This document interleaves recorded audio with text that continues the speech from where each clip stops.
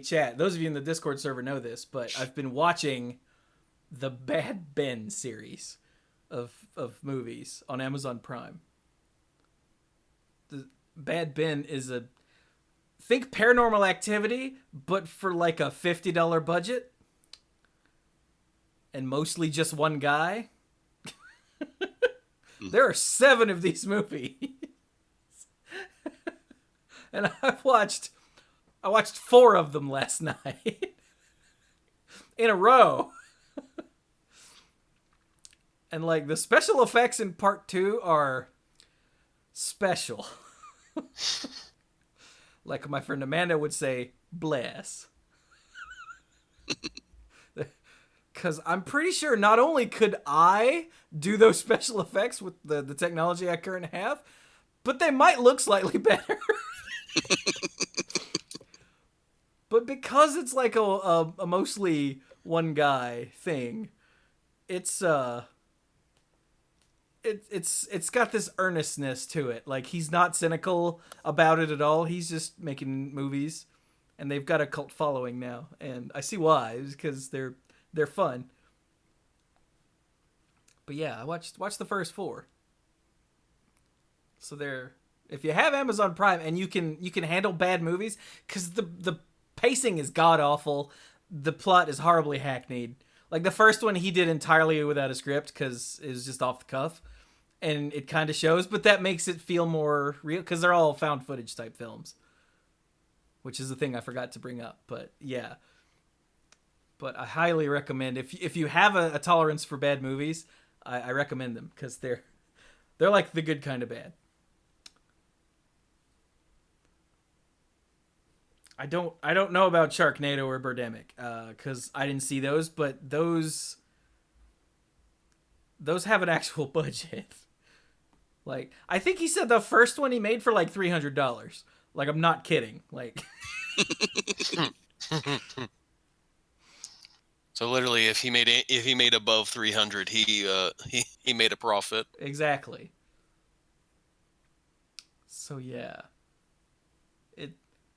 I was gonna watch the 5th one today, and then things happened, so I didn't get a chance, and now I won't get a chance until the weekend. But still, I'm gonna watch the last 3 because the 7th of which just came out like 2 days ago. It hit Amazon Prime, so I'm excited. I'm also hesitant, but I'm excited. But anyway, all right, that's enough fill time, I guess. All right, we good? Let's go. Let's go. Ow, jam! Hello, everyone, and welcome to the Mana Pool. This is episode 573 of the Mana Pool, and I am Chewy. If you're watching this, you can tell because it says that under my little cartoon. Plus, the ring that's lighting up, that's me. So see this one light up? It says Chewy underneath it? That's me. That's how this works. Ain't technology grand? I got these other dorks with me too, though. Hi, dorks! Hi, Chewy. So, I'm Brian. I'm the lead rambler, tangent master of the group. And I'm sorry, but when you just had a discussion, whether they've heard it or not, about bad movies, and you say something about the ring lighting up, that movie actually scared me a lot. So yeah, that one was not a bad movie. I'm gonna go into a corner. Well, just horror movies, but I'm just gonna go into a corner and cry and hope that Chewy doesn't come out of my TV 7 days after I watch this video. Wow. No, I have better things to do than to kill you. Besides, if I was gonna kill you, I'd have done it years ago. Oh yeah. I mean, what? I'm Mike. I'm the rules guy and the game lore guy, and I usually avoid scary movies of any sort because jump scares just really, really agitate me in an awful, awful way. I just don't care for them at all. Like stressful, tense movies, like what's that one called? Wait Until Dark. Things like that are awesome, but no, I don't like things jumping out at me. This is bad. And I'm Dirk, the self-proclaimed greenest man alive and moral compass of the group. And I have since decided that I'm not gonna watch scary movies anymore. Not if I have a choice in it. I realized that I am too old to watch a movie and then decide, okay, I can't sleep for this whole week because this movie creeped me out or scared me enough that I just can't fall asleep.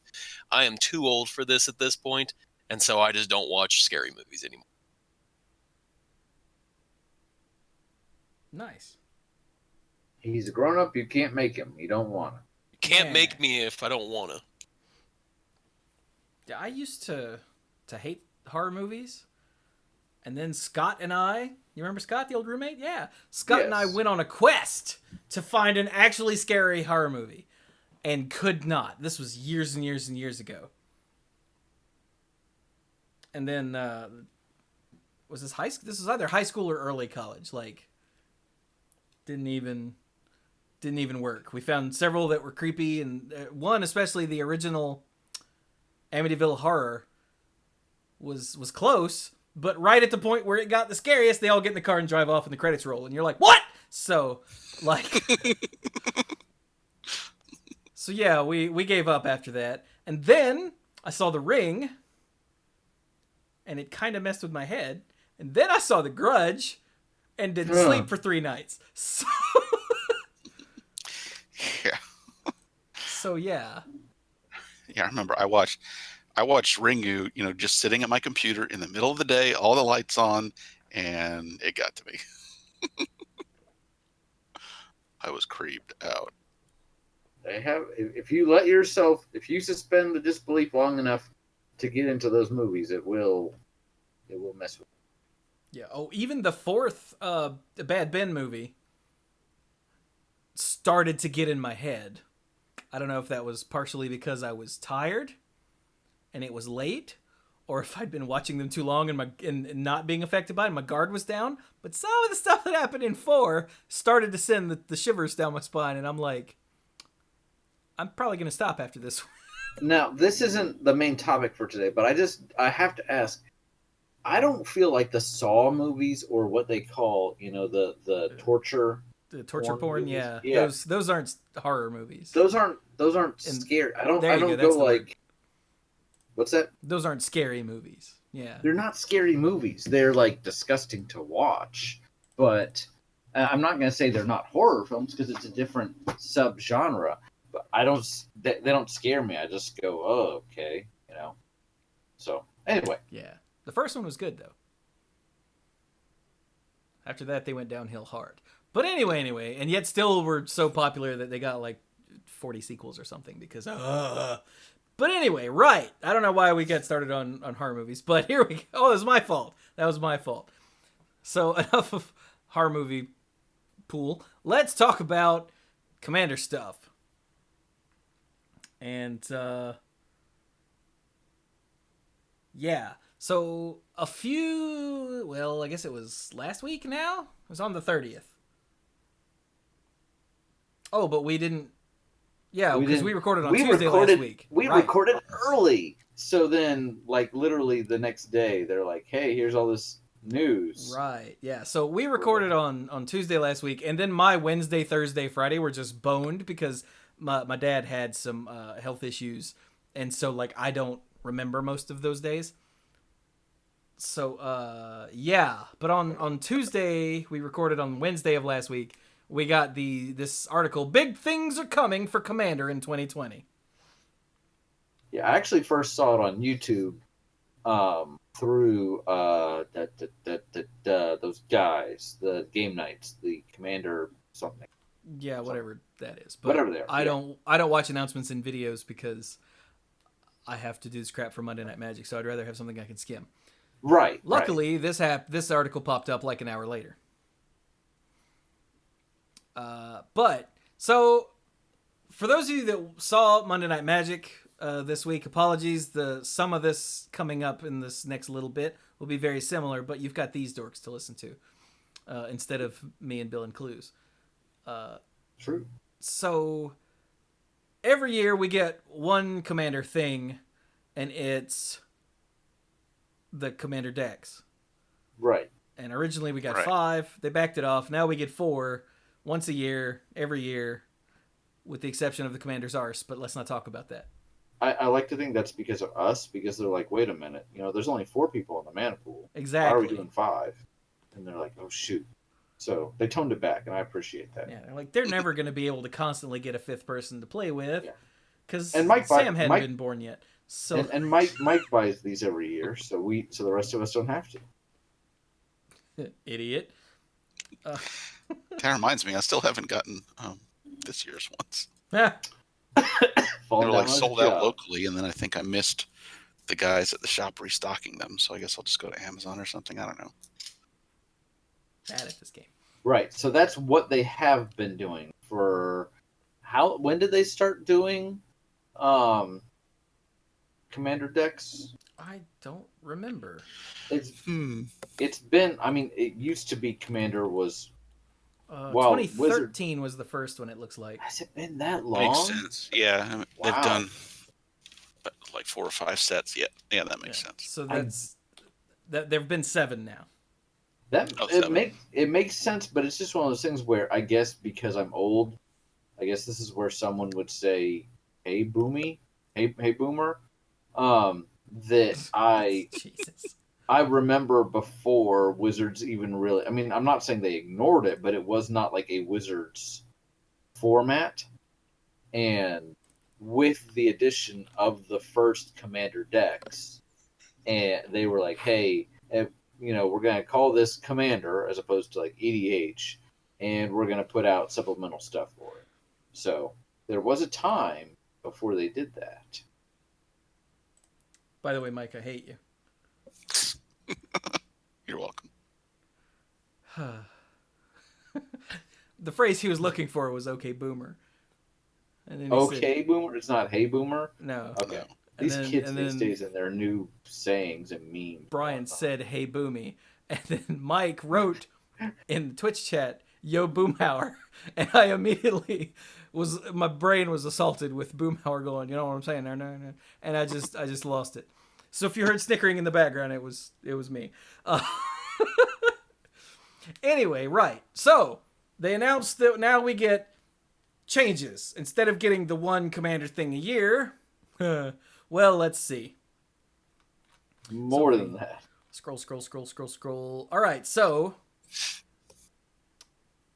now we're going to get the Commander precons, same as always, but they're going to coincide with the release of Ikoria, which is the set after it's Theros Beyond Death and then Ikoria Lair of Behemoths. Yeah. So Commander 2020 is going to come out with Ikoria. In fact, it's even going to come out on the same day, and it will have all the new cards in the Commander set are going to be set on the world of Ikoria. Neat. Oh, wait a minute. What? Chat is telling us the first Magic the Gathering was in 2011.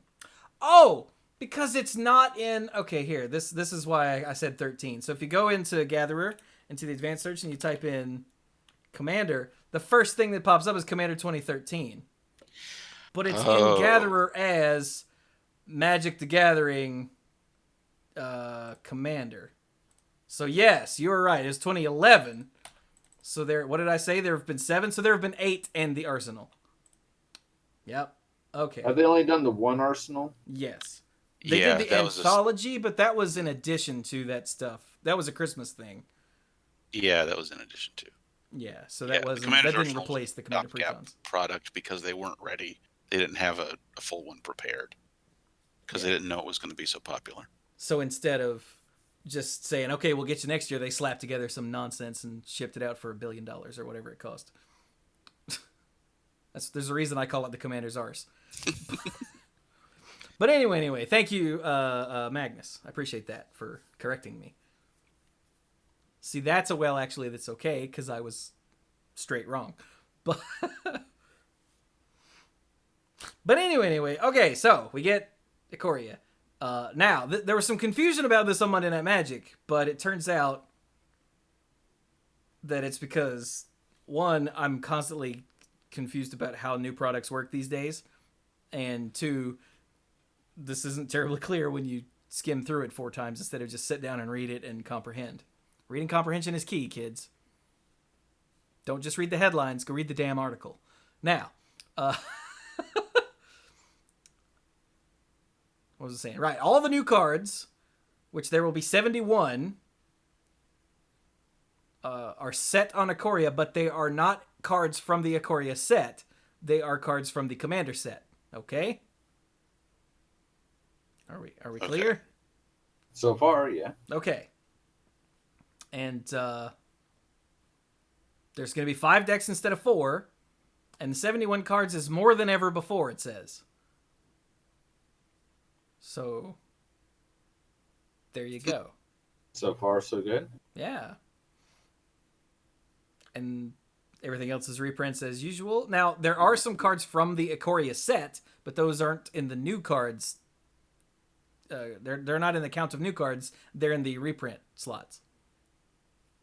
So even though they're new cards, they're not Commander new cards. They're from the Ikoria, which comes out at the same time. So just trust us on this, okay? They're to be released side by side, right? Yeah. And they count as part of the Ikoria set for standard purposes, kind of like No. the Brawl decks do? Oh, they No, don't. that was the confusion. Okay. But no, the Brawl decks, that's why I thought that. It's because the Brawl decks, the cards in the Brawl decks are part of Standard, but they have the expansion symbol of that set. Whereas these will have the Commander expansion symbol. These are not in Standard. They won't be in Collector Boosters. These are Commander cards. That's Same as always, Okay. but Yeah. See, because they're releasing it at the same time and like pointing it out, and they're all from the Ikoria plane, I got confused. So that was the confusion. These are not in Standard. and I can see that because we just had the Brawl products. But the thing is that with the nature of Brawl is only supposed to be cards that are in Standard. Right. Whereas Commander is not. So it gets less confusing when you think about, like Chewy said it, where this is the same as it's been. This is not a change for the Commander decks. This just feels different after the Brawl decks. Exactly. And like the fact that they're tying it into the set that is the new Standard set makes you go, but just don't think about it too hard. Yeah. So, now because they're releasing alongside Ikoria, they decided to cut out something. So the Planeswalker decks won't happen for Ikoria. Yeah. So there are no Planeswalker decks. Instead you get, which instead of getting 2 Planeswalker decks that are 60 cards or whatever, now you get 5 Commander decks. But it's still a set release with this one extra thing. So, hey Brian, tell us what your original idea for this week's topic was going to be. So I called Chewy. I was like, I got an idea for a topic. And he's like, okay. And I said, is there such a thing as supplemental product fatigue? And I answered immediately, yes. Right. And I had to be clear because I had to say, no one is making anybody buy this product. Nobody is saying, like, you have to do this to be competitive, you have to do this to enjoy the format. But I remember watching this video and reading this article and just feeling like I thought there'd be, like, one more thing, and instead there's, like, the Ikoria Commander and the things we're going to get to in a minute. And I'm just like, this just feels like a lot. And that's a good thing to a certain extent. But at what point do you feel like this is just too much? And I wasn't trying to suggest an answer. Like Chewy said, yes, absolutely. But I was not trying to just say, oh, absolutely. I wanted this to be a topic for discussion. Chewy and I talked amongst ourselves, and we're like, we don't know it's enough for like a whole episode all by itself. But we thought that there was some potential there for discussion. Because tell me you didn't read this and not have a similar thought. Well, I didn't actually read it, but I had just seen what the products were, and I went, Jesus Christ. But then reading it, almost everything that they're doing is replacing some other thing. And after I realized that, I said, I don't think your topic is going to work for the purposes, like using this as an example. Right. And when you say it like that, like you said, it's kind of an even exchange. It just feels like, to me, it feels like a lot all at once. But when you consider, like you said, with the Planeswalker decks, this is instead of that. Yeah. Yeah. But there's a certain point with all the Commanders, Arses, and the Master sets, and the Conspiracy sets, and the regular sets and everything that I'm kind of like, even though I don't even come close to buying all these things, it's just so much to keep track of.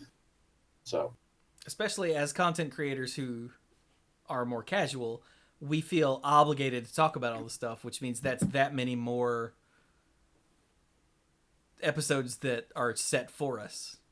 right. At least that's part of my problem with it, is we don't get to talk about whatever we want to because we have to do the new set. And if we don't do the new set, listeners will be like, how come you're not talking about the new set? And we'll be like, fine.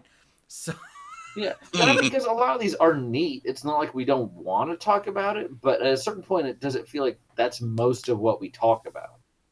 So, see, chat brings up, it's not an even exchange because you can get the Planeswalker decks for about $11 each. These are going to be the full $40 each, blah, blah, blah.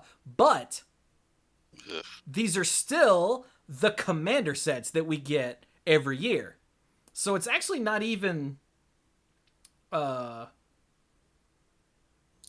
same amount. It's actually slightly less because it's the same Commanders. We get one extra deck, but we used to get one extra deck. So we'll call that even. But now we don't get the Planeswalker decks. So like year long, it's going to be slightly less, and just up to this point. So see, it's still not additive though, is my point. That makes sense, right? Everything I just said? I'm not sure. Okay, so we always get Planeswalker decks. This is them. Mm-hmm. But then at the time that they're being released, they're replacing the Planeswalker decks. Which means we always get the set and the Planeswalker decks and the Commander decks. Whoops. But now we just don't get the Planeswalker decks. Right. So it's still not additive. We're still not adding more crap.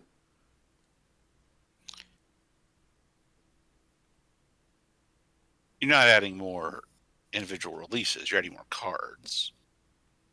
Because how many Planeswalker decks are there usually? Two. Just 2 or 3? 2. Yeah. But like, as far as don't get bogged down in individual cards. Just as far as the amount of stuff that they release, it's slightly less than before because we don't get the Planeswalker decks. I don't know why Brian didn't say, hey, I'll be right back. But Brian will be right back. In case you're wondering, how come Brian isn't weighing in? Well, that's because Brian left. Okay. They're going on a cruise starting tomorrow, so they're still getting ready. So Brian's going to be in and out all night. Dirk, you there?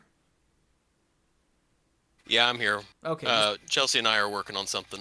Oh, okay. Mike, it's you and me, buddy. All right. Got it. We, as we were talking and everything, I'm looking at my credit card going, wait a second. What is going on right here? So my wife and I are discussing. We think something happened to my credit card. By the way, Dirk, I did steal your identity so I could buy pants. Let's say. I knew it. I knew it was you. And then I showed up at your work and they wouldn't let me in. I don't understand identity theft if I don't get to use it. But okay, so I was wondering what all these fashionable pants charges were. Mike's like, I don't buy fashionable pants. Okay, so next up, we have the Zendikar Rising Commander decks, which are, hang on, I screwed up my display over here, so I can't see everything. There we go. Okay, so Zendikar Rising Commander decks. Now, this is something different. Instead of getting the 5 big precons, hey, Brian's back. I am. You get... Hang on, I already forgot what this was because there's so much crap here in this article. This one is where they're just replacing the 2 Planeswalker decks with 2 Commander decks, right? Right. But these are mostly for reprint purposes. So Yes. it's only there are 2 decks, and each one is only going to have 3 new cards. Right. So the rest is going to be reprints. So this is really a way to get more reprints for Commander cards out into the public. Because Ikora, they said, is 71. That's more than ever before. This is kind of the other direction. Yeah, where this is 6. Yeah. Which, they don't all have to be the same. Also, Ikora was 5. This is 2. Yeah. So, but again, when you consider we're usually only getting 4 a year, for Commander decks. Yeah. Then. So now, Okay. This is the first time this is a straight replacement. Now, okay, Brian, you were gone for this. Let me do this one more time. So, Okay. we always get the Planeswalker deck. I mean, the Commander decks every year, right? Yes. Okay. And we always get a new set, and we always get a Planeswalker deck, right? Correct. Well, Or for 2 Commander decks. Yeah. what? No. Okay. Stop that. So we always get Commander and a set and Planeswalker decks with the set, right? Yes. Okay. That's correct. So for Ikoria, we still get the Commander set, we still get the set, but now we don't get the Planeswalker decks. Correct. So that means for Ikoria, it's not actually adding anything, it's actually subtracting. Correct. Okay. Mike, Which I heard that as I was getting ready to go. So, okay, good. yes. So now, this is a straight replacement. The 2 Planeswalker decks are getting swapped for 2 Commander decks that are mostly reprints. Now, the Planeswalker decks are still going to be there for Core Set 2021. So they're not going to be Commander Core Set 2021, because that would be kind of silly, honestly. I've never really been a big fan of that naming convention, but, I think I've said that before, so. No, I'm ever been a fan of it. But that's what But they're sticking with. It's what they're sticking with. If anything, at this point, it would probably be more confusing to change mid ship or mid course. Yeah, they release Core Set 2021 next fall, and then the fall after that, they release Core Set 2021. Part 2. Electric Boogaloo. Core Harder. Wow, that I would buy. Right? Unless it was terrible. Yeah. Okay, so that's the precon stuff. Yes. The new batch. That's even better. Yeah. Core Set 2021 Part 2, the new batch. Complete with a big electric Mark Rosewater. No, it's Commander. No, it's Core Set. So yeah, it'd be Mark Rosewater. Hey, if they did a parody of Gremlins with a goblin smoking a cigar in a high back chair, that would be fantastic. You could make it Krenko. It would be great. Oh, that could be the Red Fog. Oh, yeah. There you go. Anyway, so next up we have another new thing. It's called Commander Collection Green. And this, as far as I can tell, is like Signature Spellbook, except instead of spells that are related to a certain character, it's just cards from Green that are Commander. And they're going to be 8 cards. Signature Spellbook Dark. Pretty much, yeah. So this is one of those special things like the Signature Spellbook. It's just 8 cards. We haven't heard if they're going to do more Signature Spellbooks, so it is feasible that this is replacing the Signature Spellbook, or this could be just a one-off. Just another in addition to thing. But for something this small, having an extra one of these is kind of whatever. It feels like they really should do another one. Then again, I always thought they were going to do another X-Men Origins movie, because X-Men Origins followed by a proper noun implies wait. But that would require the first one to not be. I was going to say, they were gonna, but it bombed so hard. So. Because it was awful. Anyway.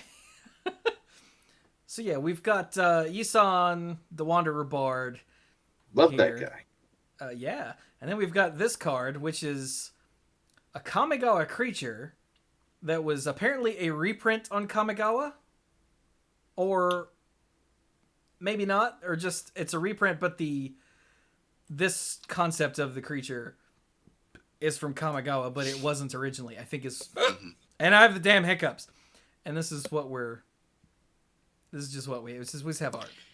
Yeah, and I think the Yisan art, they say it's Yisan casting a spell. This isn't Right, necessarily because Yisan.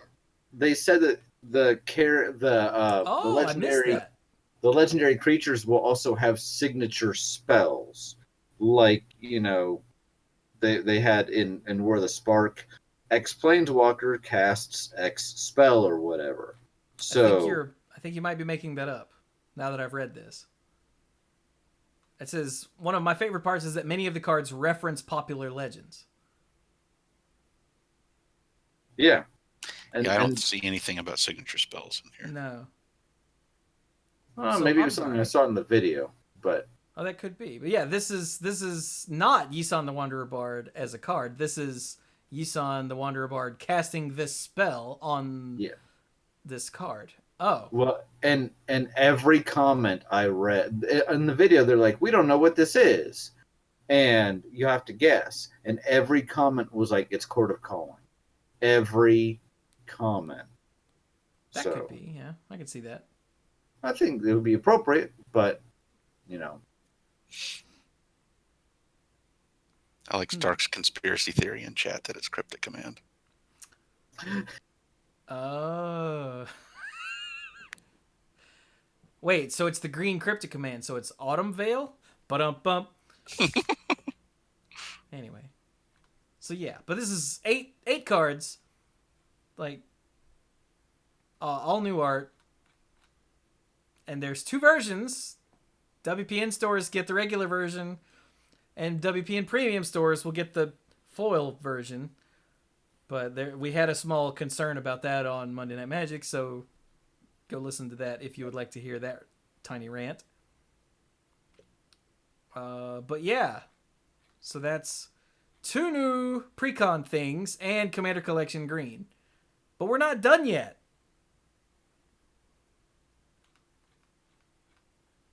There's Commander Legends. It's a whole set.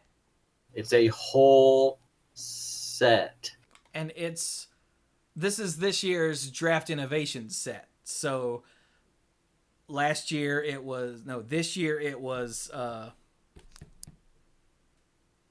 what was the one this year, damn it? Modern Horizons. Last year it was Battle Bond. Mm-hmm. It was Conspiracy before that. Take the Crown, Conspiracy yeah. 2 and all. Yeah, there's one of these every year, and this is this year. So again, this isn't additive. This is just another thing they always do. But it's a set meant to be played as Draft Commander. Which is a fascinating concept to me. Right? I mean, you know that I love Commander, and you know that I love drafting. So Yeah. So it's got over 70 brand new legends. Every pack has 20 cards, and each pack has a foil and 2 legendary creatures. Yeah, that's not 70 new cards. That's 70 new legends. Yeah. I heard that and I'm like, my brain like tweaked a little bit. Yeah. So that's all we really have right now is that it's this year's Battle Bond, Modern Horizons, Conspiracy, what have you, Draft Innovation set as they call it. And they're going to be, when they say 70 new commanders, new legends, a lot of those are legends that we've seen before, but in a new light. Yeah. And for the art that they're giving here, that is a very well-known vampire from the past. Yeah. And look, he even doesn't quite have legs exactly. Yeah. Well, he's got something going on. Looks like he was able to get something back from Olivia's pawn shop. What's that? Legs, or leg pieces at least. Okay. I just liked it as actually like you don't actually see legs, you see impression of legs. Because look at the original art for Baron Singer, and it's there's no legs. Yes, the suggestion of legs, as opposed to the vampire from Innistrad who seemed to have an extra leg. So, Oh. yeah, Is this a black mana battery that the Baron is holding here? maybe. It might be. So, I just noticed I, that. and as much as I love the Baron, I mean, heck, when I was getting started, and I'm looking through Mike's binder, even as a new player, I'm like, that's amazing. You look at him now, and has he aged well? Question No. mark. God, no. So, But he's so awesome. but he's so awesome. So now But we he's can not a have an good card. awesome.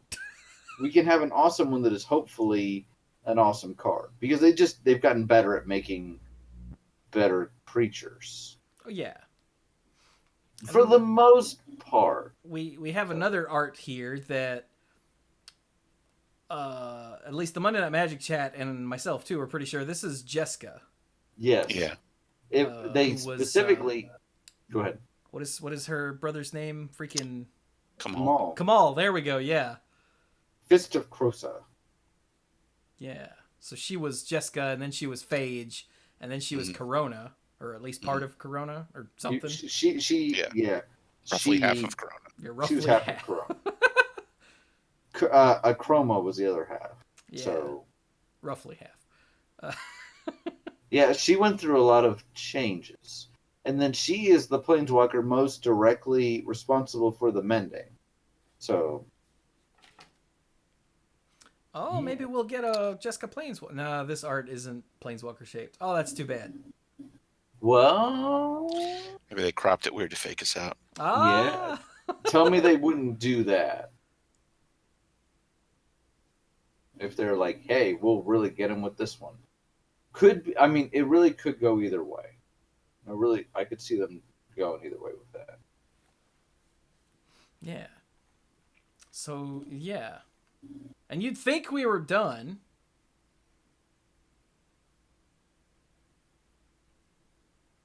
Wait, what is this? Commander Legends. Oh, yeah, the Commander Legends set has 2 Commander decks too. Which I think we might have missed that last on Monday. But this is just like the Zendikar Rising one. There are only 3 cards not found in the boosters. Everything else is a reprint.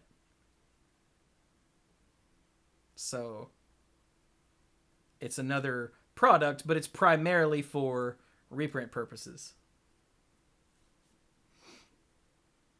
Right. And we're not done yet. Oh, wait. Yeah, we are done this time.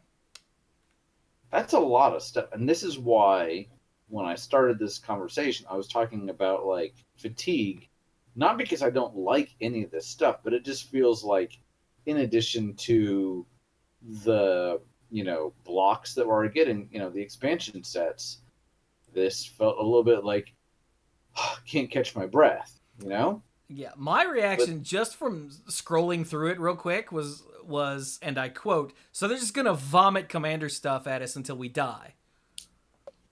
And then reading through it again, yes, but it's, like I said, it's not really, for the most part, extra stuff.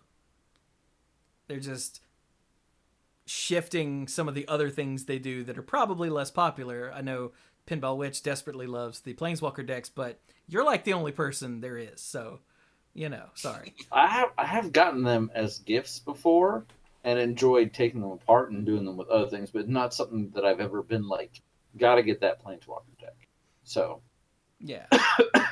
but I mean, I don't think they've ever done anything that somebody didn't like. Even when they were doing the what was it, the little mini collectors, like introduction to collecting or whatever, the instant collection or whatever they called it. Deck Builder's Toolkit. Deck Builder's Toolkit. Oh, okay. I tried that once or twice, but it clearly was aimed at newer players. So. What? No, lots of people like Plane Chase. Everybody loves Plane Chase. Not everybody, but lots of people. We all love Plane Chase. And we count as Reasonable people love Plane Chase. Reason. Uh-oh. Magnus, what is this? Uh-oh. It is a Planeswalker shaped art. Look, Magnus found us the full art for Jessica. What? That is Planeswalker shaped. They got you. They did crop it weird to fake us out. Okay, wait a minute. Hang on. What happens? Scroll. Scroll. What happens if I right click and open image in new tab? No, wait. No, they did crop it weird. Huh. Because that's as far as it goes. But yeah, this is the full art. Oh, we might actually get a Jessica Planeswalker! Boner! I mean, what? Anyway. Thank you, Magnus. But, so yeah, that's a lot of Planeswalker-y nonsense. Not Planeswalker, Commander-y nonsense. So I'm all caught up on her being Planeswalker. That's the word. I completely okay, that broke my brain.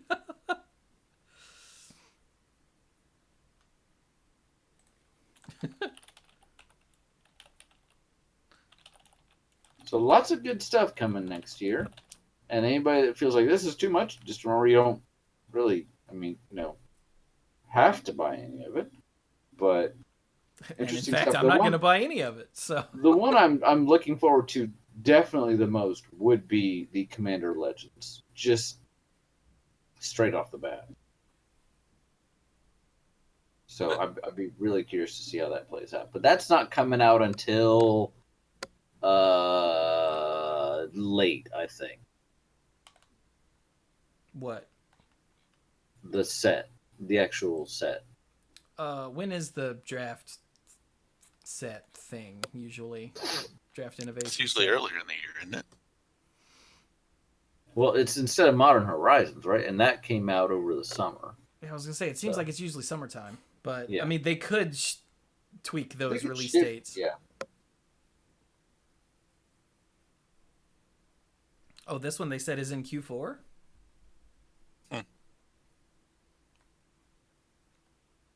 When did they say that?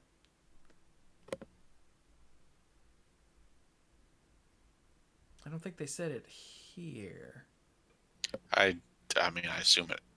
Yeah. Which says it was in the video. Of course. So even when they do the articles that cover everything, they still miss stuff because WotC is just notoriously bad at that these days. But oh well. Now that I've said that, so you guys know our last 2 episodes made it onto the mothership, right? I saw, yeah. Yeah. Yeah, but I just said Impressive. WotC is notoriously bad at that, so we're probably not going to make it this week. Or That implies they're listening to the whole episode. Surely they wouldn't do that. Suggestion of legs. I don't think that's a good title, but it's pretty good. Anyway, so what do we think about all this commandery stuff? Pretty awesome. Looking forward to Commander Legends. Dirk, what do you think? Dirk and Chelsea Commander- are working on. Oh, look, Dirk's actually Commander here. for me is like the last round. I didn't really have an interest in the last round of Commanders. I didn't buy any of them, so I'm curious to see what the setup for this one's gonna be. Like what colors, mechanics, that sort of thing, to see if I'm interested in this round. Well, you have a lot more chances Well, I to saw find that something there's you're gonna be interested in. 5, but the thing is are there? Because each one sort of had a theme going on. Like we had the monocolored ones, we had the enemy colored ones, we had the allied colors, we've had sort of we've had ones based around certain creature types. And so I'm curious to see what the theme's going to be for the 5 of them, Mm-hmm. and see what they decide to go with, or if it's going to be it's going to be like I don't know, like a random hodgepodge of commander stuff. Since they're Or they're- tying it with the set release, I'm sure that the 5 are gonna have something to do with the set. Yeah. Like mechanically 5 different factions, or the 5 colors, or 5 different like mechanical separations, something. Otherwise, why tie it to the set? Right, yeah. It would be like releasing Commander Kaladesh and not having any energy, any vehicles, or any artifacts. Instead, it's centered around food, and you're like, wait, even that's an artifact. I don't know. Centered around something completely nonsensical. Yeah, like food. Yeah. Food is nonsensical. Just ask anyone who plays Standard these days. Or Modern. Or Legacy. Or Vintage. Now, I know you guys probably didn't see this, but it turns out Oko was in the top 8 of every format this last weekend. Every format. Because Eternal Weekend happened this weekend, too. Oh. So Dang, I usually try to watch some of that. there I didn't was know. it turns out Oko turned a Black Lotus into a 3/3 elk, and that elk swung for the win, and I'm pretty sure that was the finals of the Vintage Champs. Wow.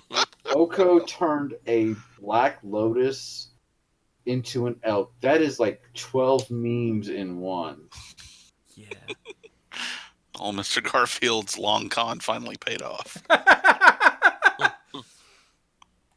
So I don't know how to feel about this. I'm both at once inspired, humbled, and somewhat ashamed, all at the same time. What about kind of nauseous? Because that was the primary one for me.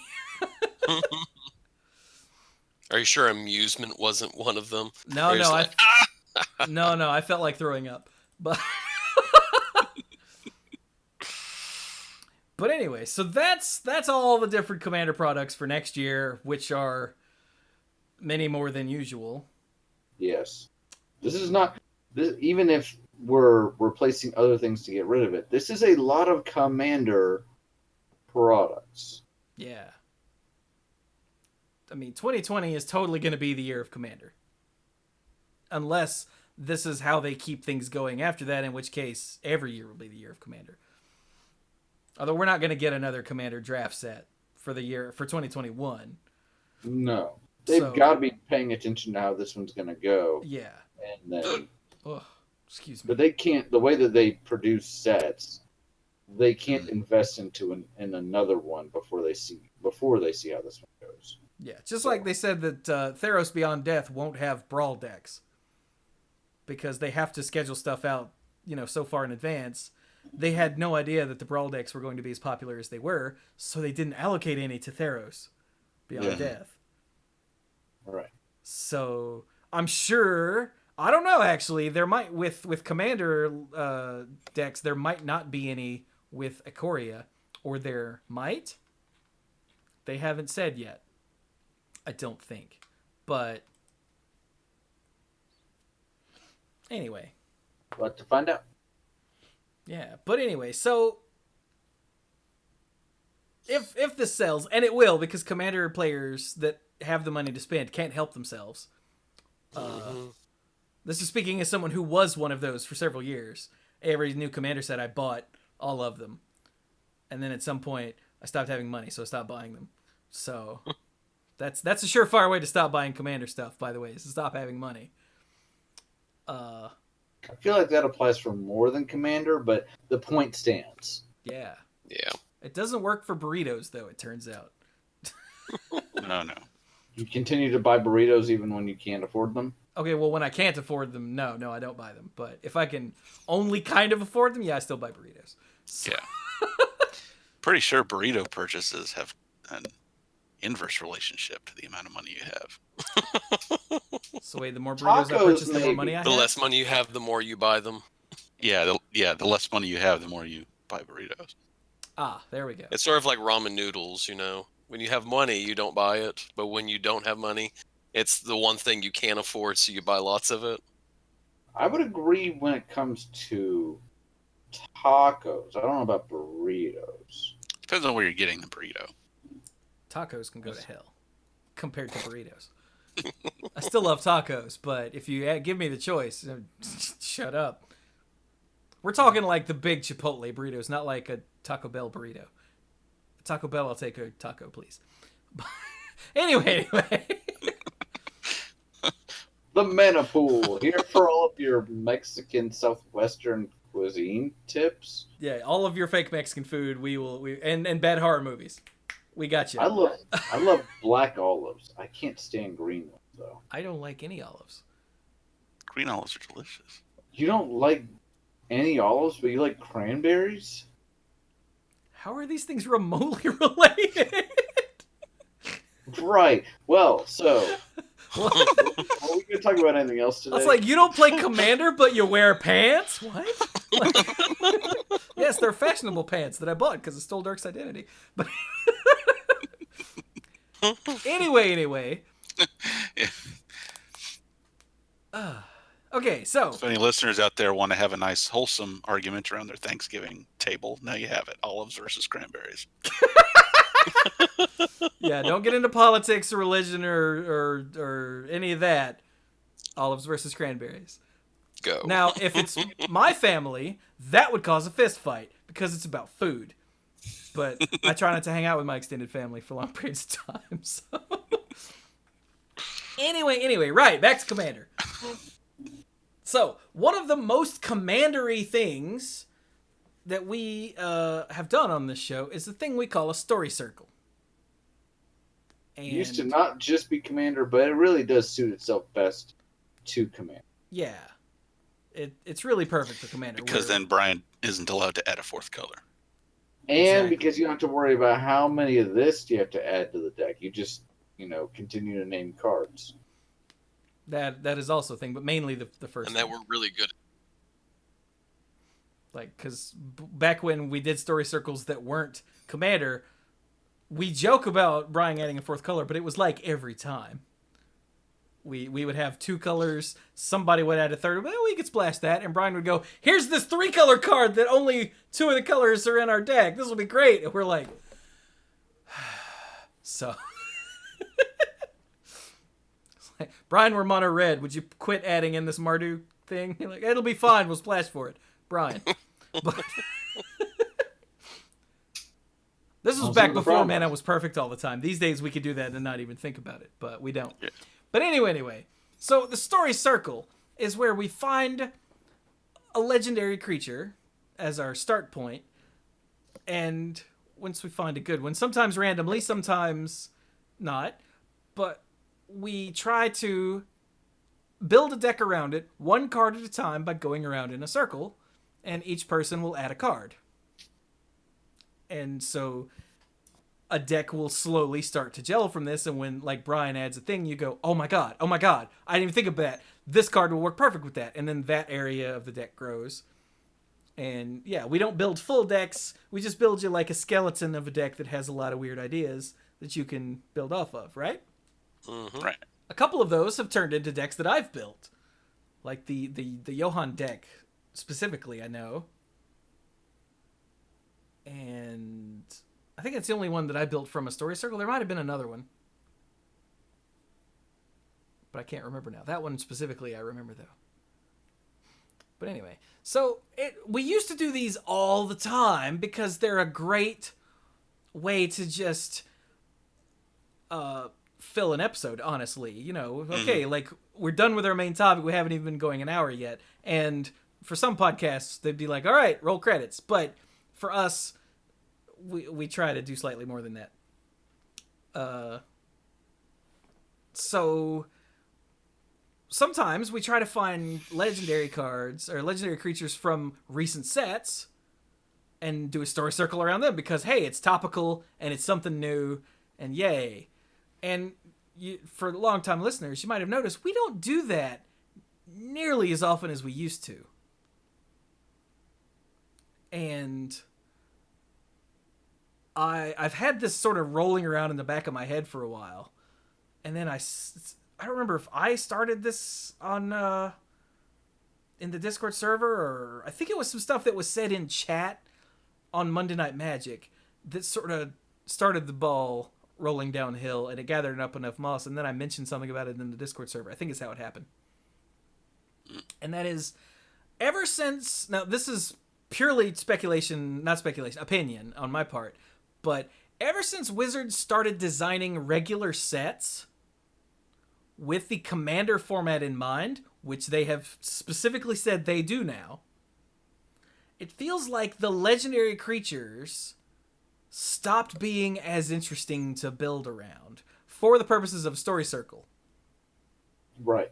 And this is not a oh, it's mainstream now. It's just bleh. This is not like an emo thing. This is a Yeah, like I'm not being all hipstery. Well, I liked Commander before it was cool, although I did, but I don't care. Like, I think Wizards supporting Commander is good up until a point, and then it gets more people in on it. There are lots of opinions about whether Commander was better before Wizards started printing cards specifically for it or not, but that's not what we're talking about.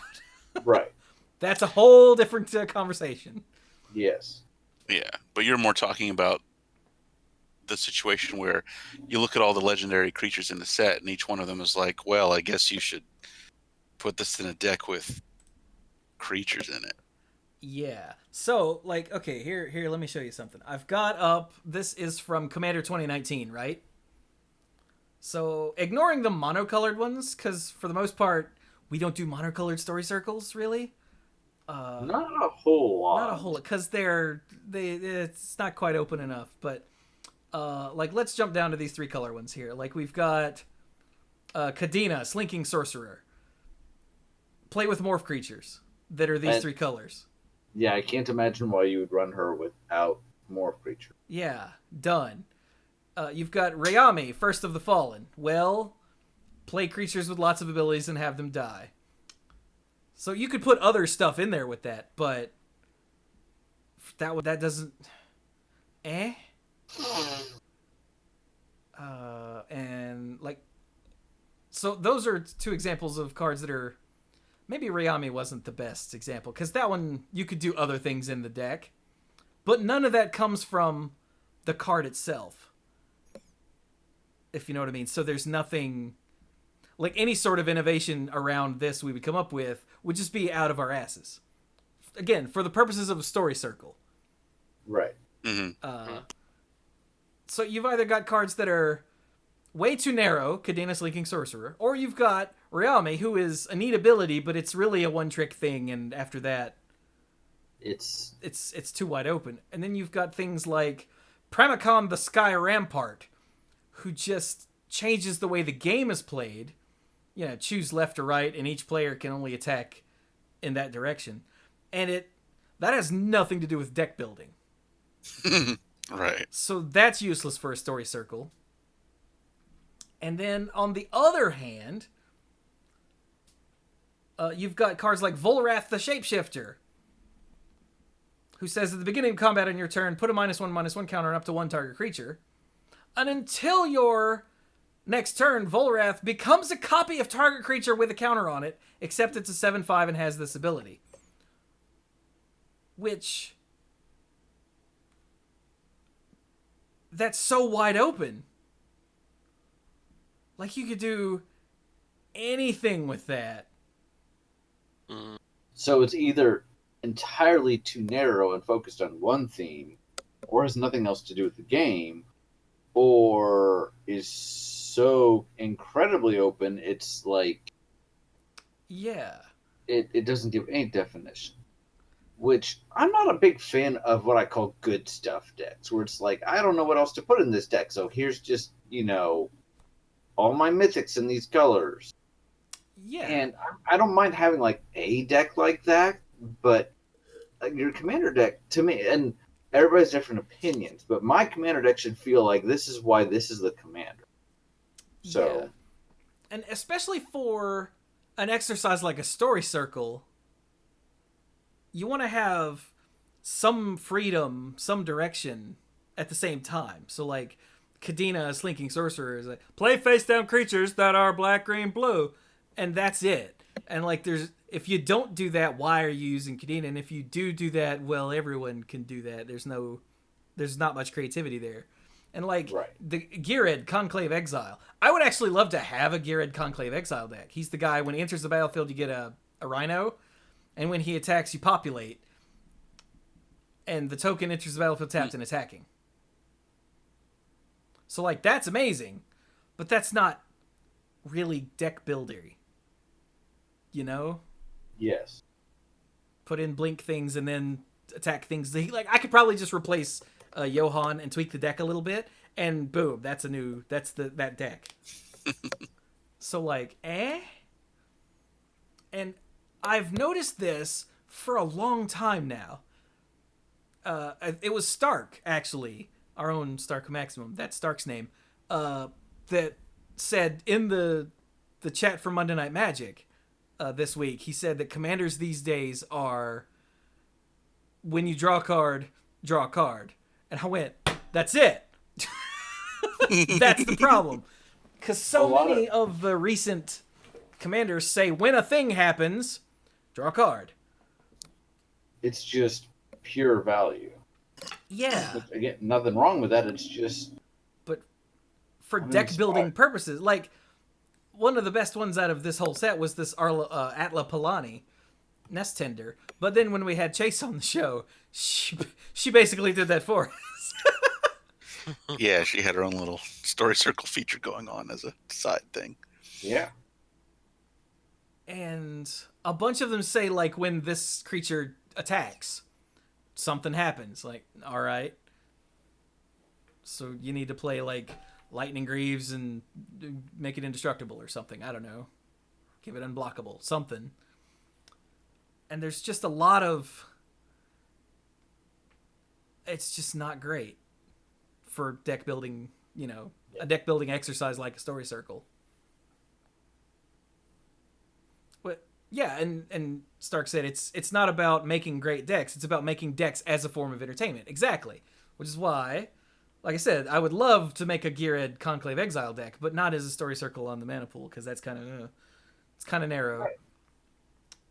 And the whole point of us doing this is to hopefully inspire you guys and entertain you. Like, there have been decks that we've done on story circles that we've turned into actual decks. But the majority of these that we've done, we haven't, because we just don't build that many decks. But the point is for it to be entertaining. Yeah, like Marisi, Breaker of the Coil, is a hell of a commander. But when a creature you control deals combat damage to a player, goad each creature that player controls, which means they have to attack, but not you. Yeah. And what is there to build around there? for our purposes. It's basically a better and more interesting version of what I was trying to do with Fumiko. Hey, that's right. So, yeah, I just thought I would throw this out there just as an explanation of why we don't do these that much. And get the other dorks, because this is all me, and get their opinions on it. So what do you guys think about my idea here? I agree, and I know that there's been a couple times lately where we were talking about show ideas, and I'm like, maybe a story circle, and we just haven't done it because we've just then looked at the commanders, and we're like, maybe not this time. I remember looking at a lot of stuff in War of the Spark, and that would have been probably more interesting for, like, Brawl, for obvious reasons. But we didn't do it because we just really weren't inspired. So, again, if we're not going to do it and have fun with it, why do it? So, exactly. Well, even I, the person who spends the least amount of time on Magic of the dorks, there have been times where we were like, hey, let's do this, and I looked through and thought, I don't know. And we would look through several of them and go, I mean, we could build one out of this, but I don't, it really did not feel like that it would involve a lot of imagination. Right. And it's essentially like what Chewy's been saying, is that if you look at one, it's like, okay, this is what they do. Okay, well, then we'll just, here are these cards that do that thing. Stamp on it, done. And yeah. And to me, I feel like since Commander decks have been coming out, it really has affected my ability to build a deck, to build a commander deck. Because there are times that, like with the prime example for me is the vampire one. It's not Soren. Is it Soren Markov? Edgar Markov. Edgar Markov. There we go. I Yeah. was thinking, okay, I've got all these vampires from the different sets we've had in the past. I could build a vampire deck, and then it was like, oh, well, he'd be a great one. And then as I'm like, well, I'll see if I can build a deck that's separate from him.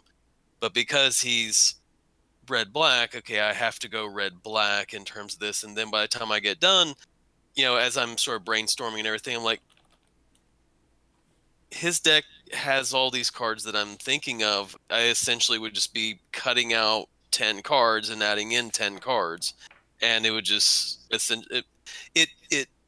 it kind of has felt to me that the commander decks have sort of not.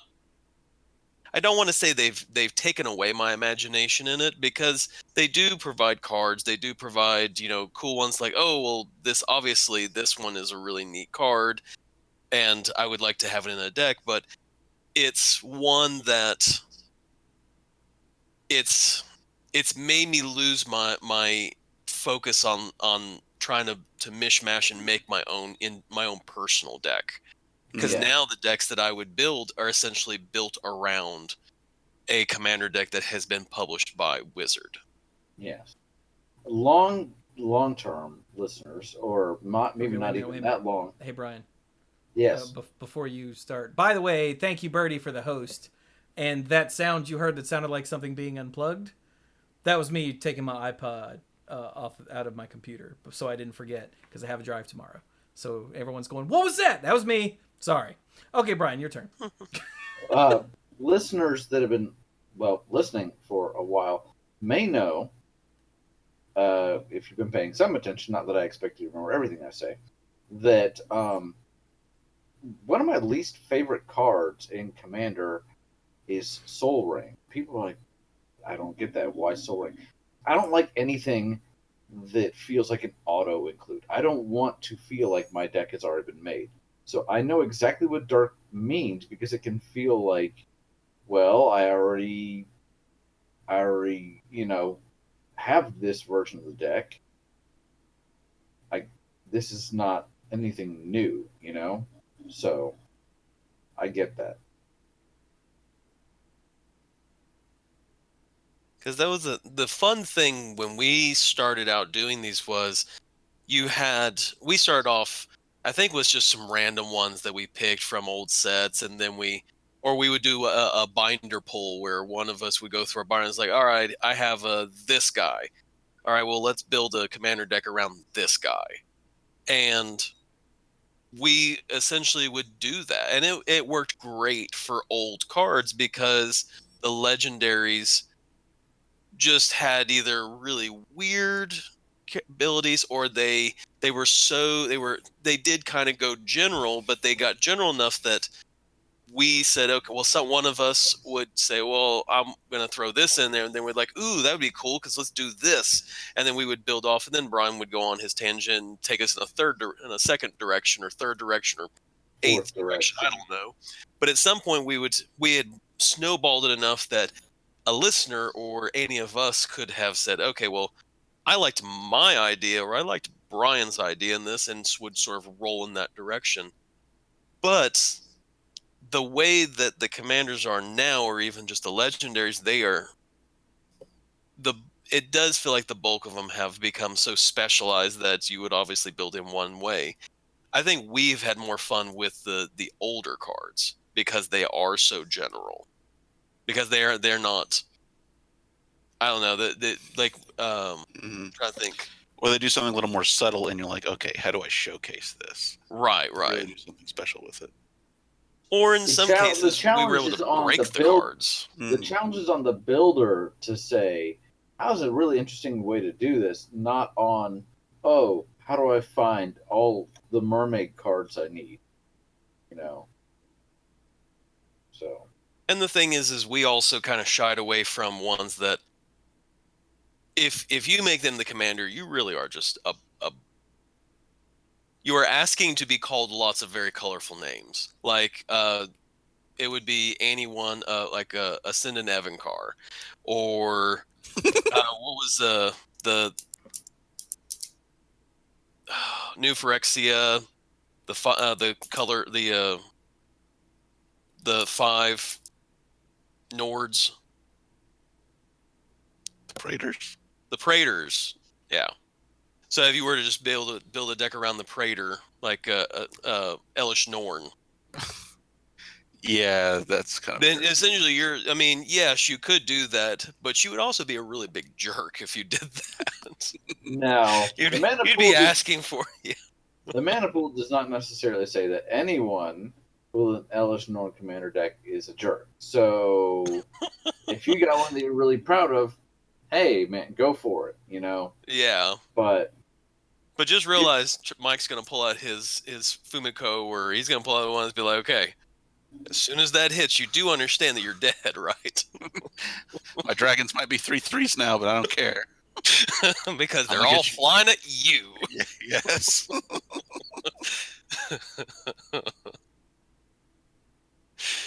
No, because we know Mike wouldn't do that. Mike would just be like, "No, you're not going to get to play that. As soon as this happens, no, this." It's like when Corey and I would play Slivers, be like, "Okay, you two, one of you is going to die before before this gets rolling." Is what would happen. But again, that's the thing, is you could do stuff like that because there wasn't a themed commander deck or anything. It was just, here's that. I know Mike or Chewy's thing is that they've become so focused that there can only be in one direction. And my complaint with it is just because it is in such one direction, there's no imagination to it anymore. And because of the new commander stuff, which I mean I like, but it's sapped my creativity for building new deck. I mean, I can't tell you the last time I built a commander deck. Man, it's been over a year for me at least. Hmm.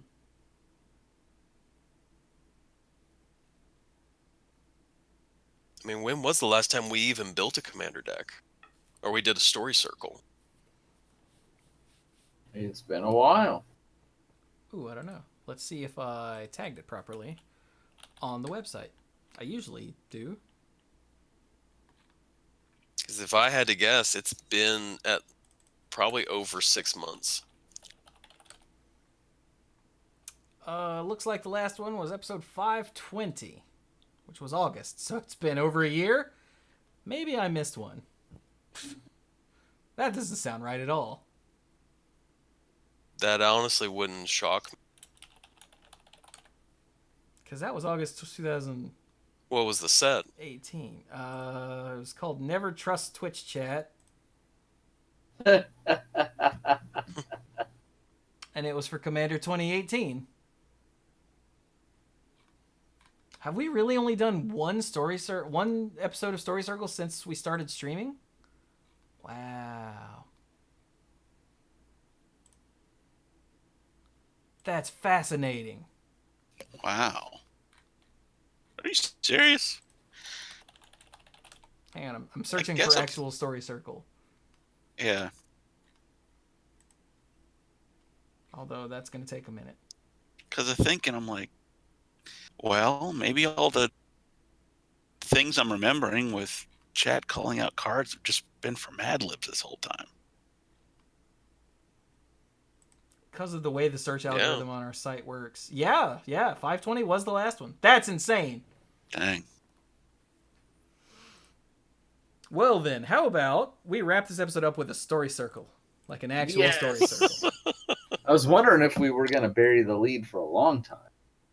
So, yeah, let's do it. I found a couple that made me go, ooh. And well, there's one of them. What was the other one? Hang on. No.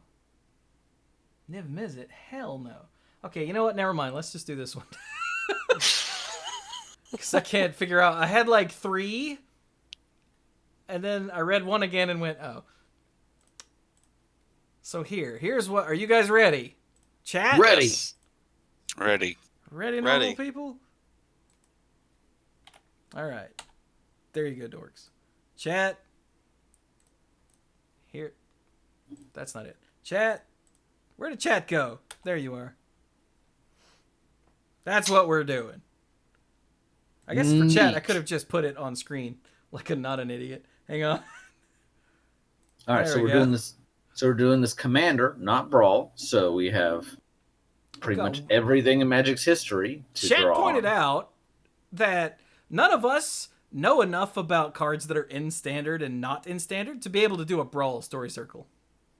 I just Yeah. want. I'm aware. Yeah, I would have to have everything up in front of me. Yeah. Like literally everything.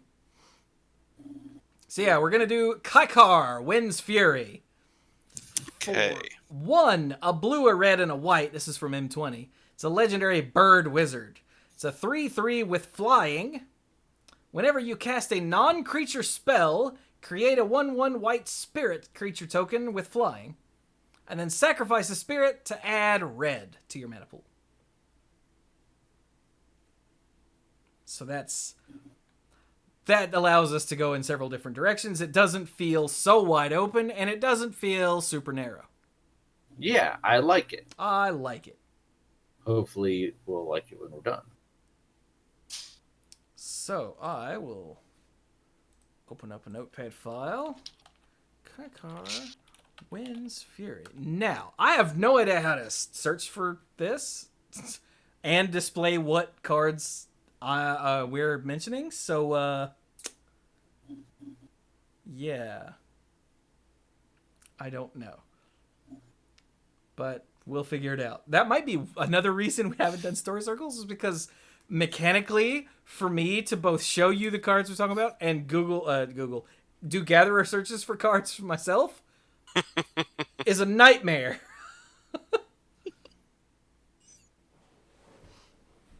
Ooh, look, Stark kicked us off. Soraya the Falconer. And also an enchantment that turns spirits into birds, because I forgot they weren't birds. Yeah. I too was like, oh, we just throw a freaking soul catchers. Wait.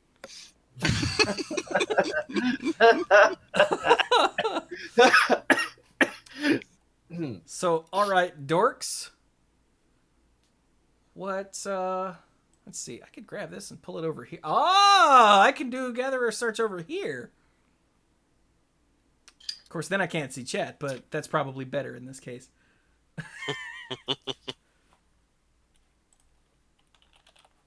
So, who wants the first crack?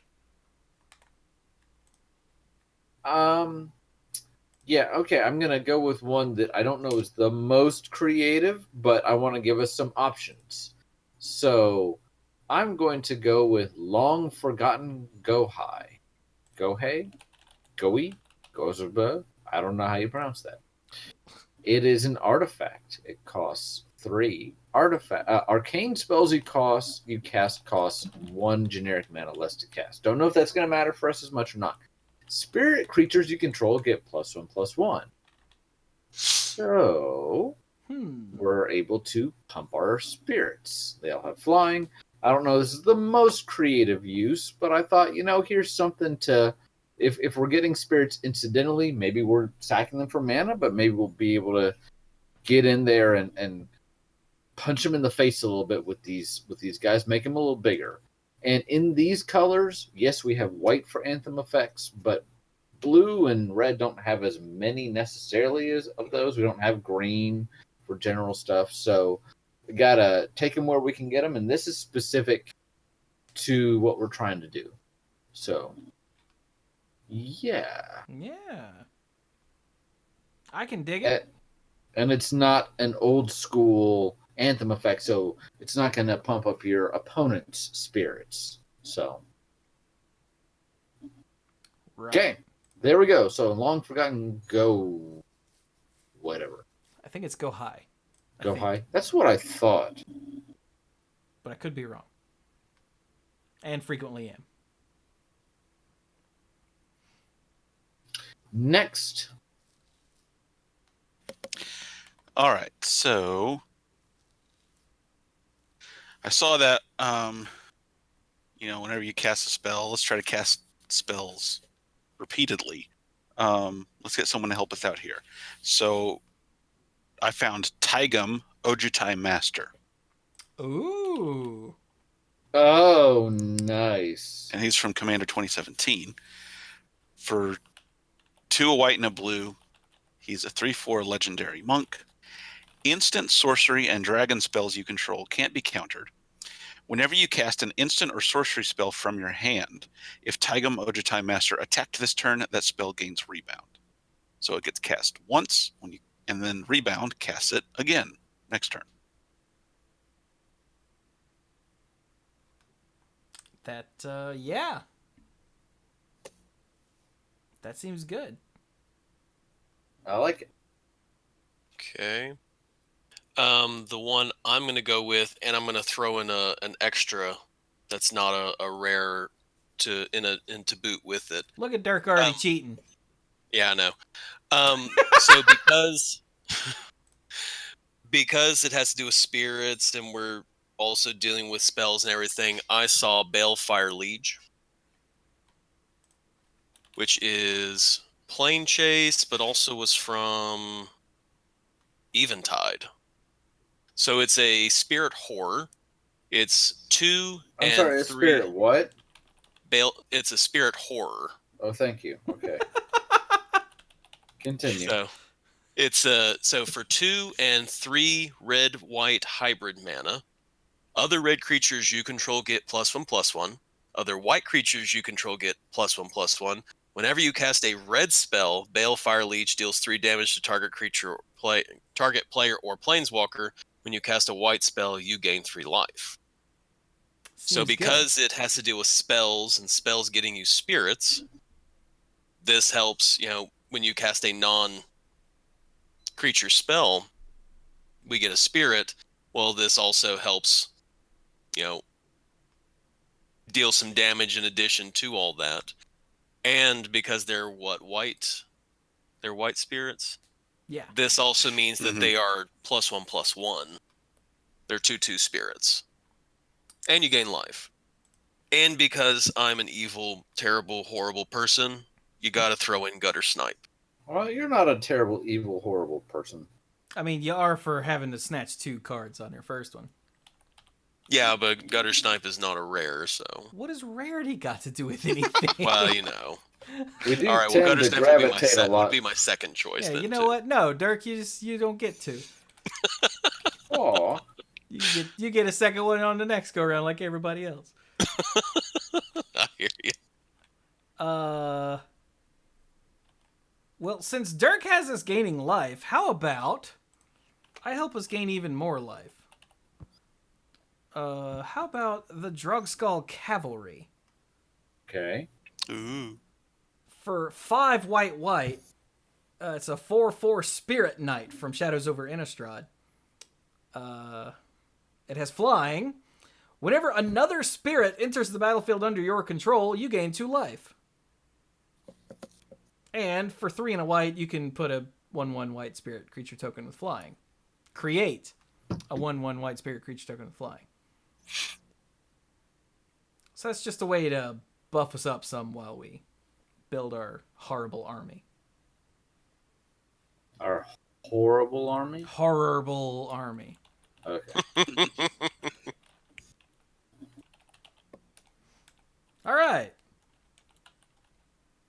So that is the first round. That is... So, Brian. Yes, sir. What you got? I had one in mind, and I'm looking for it. Yes. Yes. I'm sorry, what? Sun Forger. Ah. Sun Forger. One of my all-time That was... favorite What? equipments. No. Pinball Witch threw 10 bits and named a card, but I'm not going to read it. But thank you for the bits. So, Sun Forger is one of my favorite equipments. It's from Original Ravnica blog. Costs 3. Guess I'm doing these 3 cost artifacts, I guess. Right. And the it has an equipped cost of 3 as well. Equipped creature gets +4/+0.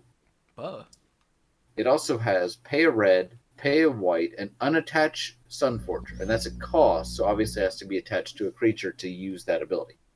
Search your library for a red or white instant card with converted mana cost 4 or less, and cast that card without paying its mana cost. Then shuffle your library. And with our commander, because we're casting the card, we still get a spirit when we cast that instant. And Sunforger is just so fantastic for this is what I need right now that it's really cool. I'm usually not a huge fan of tutoring, but a little bit of tutoring can be really good for smoothing things out, you know? Making sure that you're not without what you need all the time. Yeah, so Yeah. that's my thing, Sunforger. And because we're with the commander route, hopefully we're balancing out playing lots of non-creature spells with having a lot of these tokens, so we've got something to equip it to.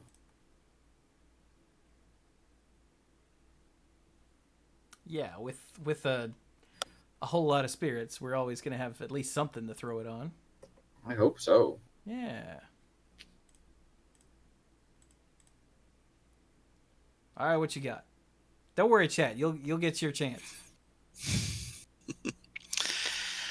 All right. I've got something. Let's see. I don't know whether this will be cool or just ridiculous in a stupid way. I mean, Or stupid in a ridiculous way. One of those. So, Mana Echoes is an enchantment what? Oh. that costs 2 red. Mike is pushing it to the max today. And whenever a creature enters the battlefield, you may add an amount of colorless mana equal to the number of creatures you control that share a creature type with it. Like, I don't know, spirits? Mm-hmm. Okay, chat didn't appreciate that. Sorry.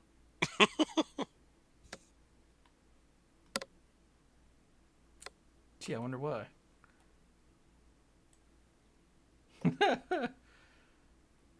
Buh. All right, so Mike is dirty.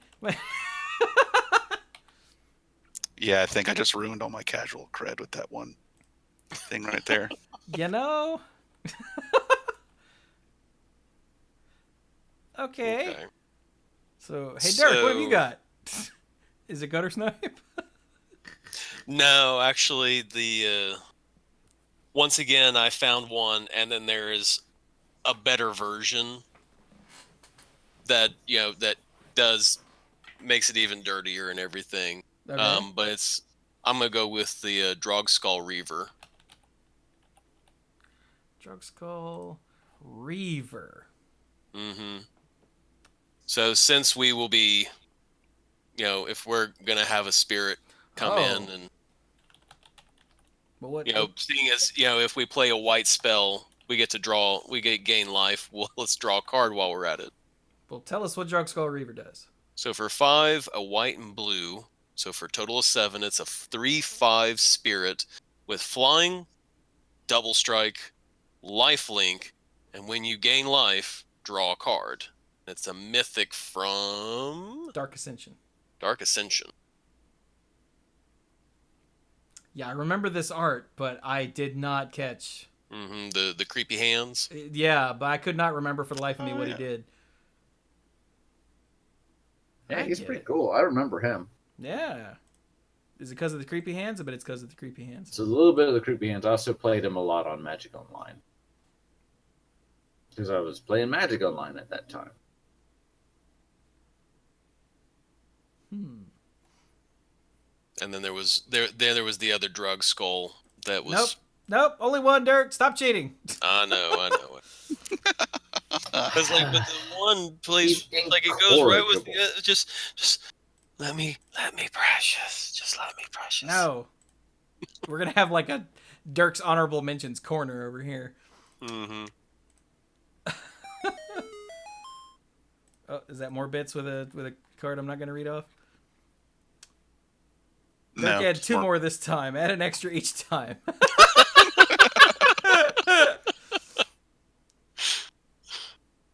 Oh, that's awful. Okay, so since we're gonna have so many spirits, and it's a lot, how about we do this card, Twilight Drover. For 2 and a white, it's a 1/1 spirit from original Ravnica. Yeah. Whenever a creature token leaves the battlefield, put a +1/+1 counter on Twilight Drover. Now remember, we can sacrifice our spirits for red mana at will. And then for 2 and a white, and remove a counter from Twilight Drover, put 2 spirits onto the battlefield. And they fly, of course. So create 2 more white flying spirits. Ha ha ha. It just seemed to fit really well. Mm-hmm. I like it. All right, chat. Hang on, let me make a special section here and name it chat. So given what we've got thus far, chat, let's get 4 from chat then, just to make it their own little round. All right, so Pinball Witch said Phantom Flock earlier. Oh, yeah, the old school Phantom stuff. Yeah. Yeah, there we go. Phantom Flock from Judgment. For 3 white is a 0/0 flying bird soldier spirit that enters the battlefield with 3 +1/+1 counters, and if damage would be dealt to it, you prevent the damage and remove a counter instead. So the old school Phantoms, we call them that because if you pump their toughness, they'll never die from damage ever. Like if you pump their toughness artificially with a +1/+1 from Long Forgotten Go High, let's say. Mm-hmm. Or the Baneful Liege. Balefire Or Liege. the Balefire Liege, yeah. So, all right, we'll add Phantom Flock. That's pretty good. Phantom Flock. Magnus said the Unspeakable and Friends. Oh, is he talking about the spells that go with it? Yeah. No, not Unspeakable Symbol. God, you have to type in There we go. All right, I don't know how this fits in here, but I guess it's because it's a spirit. Yeah, there's more spells. Oh, and it's more. That's true. The Unspeakable, Really? I cannot remember what they're all Sift called. through sands, peer through depths, and something else. Okay. Sift through sands, peer through depths, and then Which has it in the chat. Is Reach it- through mists. Reach Through Mist. That's the one. Thank you. All right. So hang on. Before we read the Unspeakable, let's start with which one of those is the final one? I think it's Sift through sands. It is. Okay, so let's start with Reach Through Mists, which is arcane instant that's a single blue and says draw a card, which also says get a spirit if we have our commander out. Okay, so then we peer through depths, which for 1 and a blue is an instant that's arcane that says look at the top 5 cards of your library, reveal an instant or sorcery from among them and put it into your hand, and the rest go on the bottom. Nice and simple. And finally, Sift Through Sands for 1 blue says draw 2 cards. It's another arcane instant. Says draw 2 cards, then discard a card. If you've cast a spell named Peer Through Depths and a spell named Reach Through Mists this turn, you may search your library for a card named the Unspeakable and put it on the battlefield. So back to the Unspeakable. Let's do the original art with the giant vagina on it. Is for 6 blue is a 6/7 legendary spirit with flying and trample, and when it deals combat damage to a player, you can return an arcane card from your graveyard to your hand.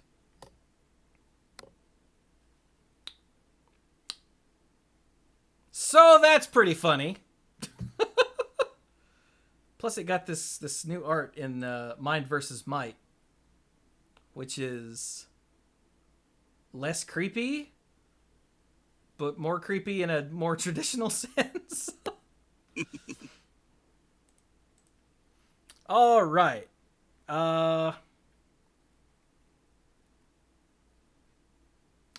Stark said Haze of Rage.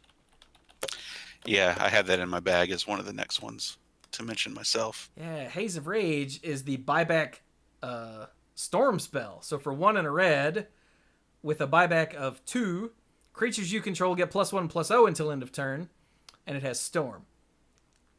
Which means you play it once, and you buy it back, and your creatures get +1/+0, right? Right. Then you play it the second time, and the storm will happen. So you'll get the one that originally happened, and then you'll get the new one you cast, and then the one from storm. So it gets all your stuff gets +3/+0. And if you have the mana to do it another time, which you probably do because you can sacrifice your spirits for red mana, you'll get 3 the second time. Mm-hmm.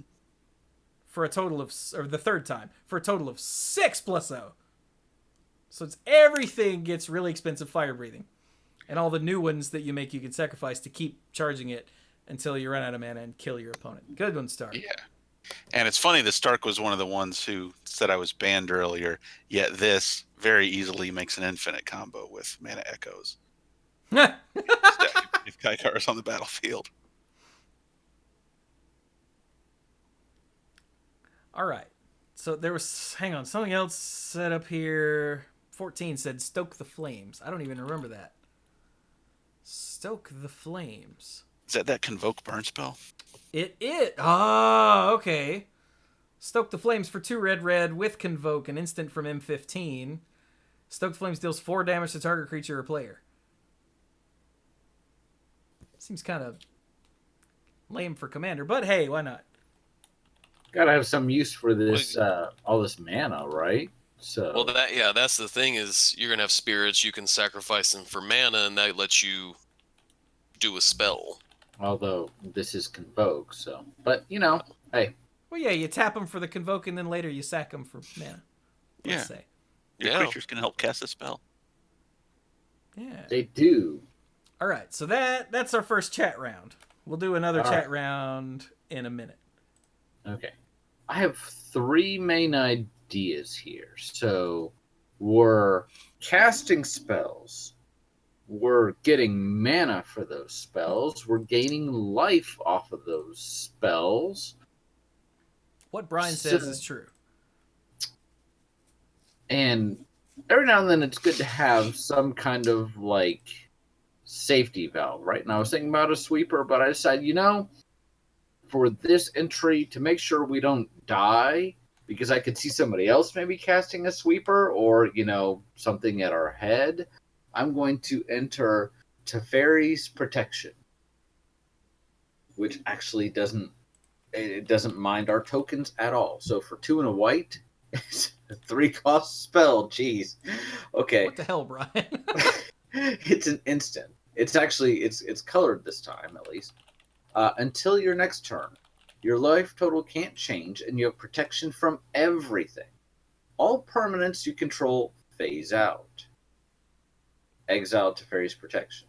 And if you check the rulings, your tokens that are phased out will re-enter the battlefield. So, is that a thing that they changed at some point?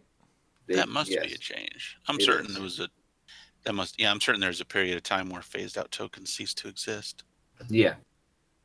I checked the rulings on this before I suggest it because I just wanted to make sure, and it would kind of stink if you're, let me save myself, and we've gotten 3-4+ tokens. Yeah, here it is. If a token is phased out, it will phase in as your next untap step begins. This is a change from previous rules. So that was from 2017 is when that change happened. Word. Phasing has had so many different tweaks to the way it works that I've given up on trying to figure out how it works, and I'll just look it up.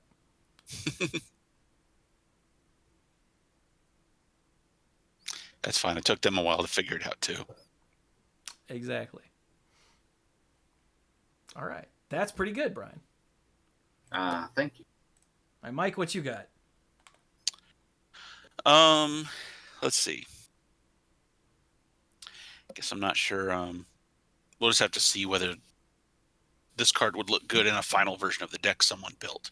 But I'd like to suggest Pegasus Stampede. Oh. For 1 and a white, it's a sorcery. Put a 1/1 white Pegasus creature token with flying onto the battlefield, but it has a buyback cost of sacrifice a land.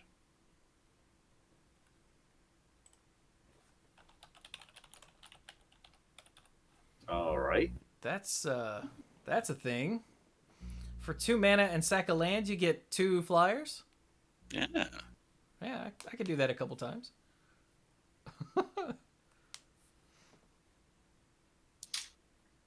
That is My what turn? killed Flying Mufasa. Start, get out.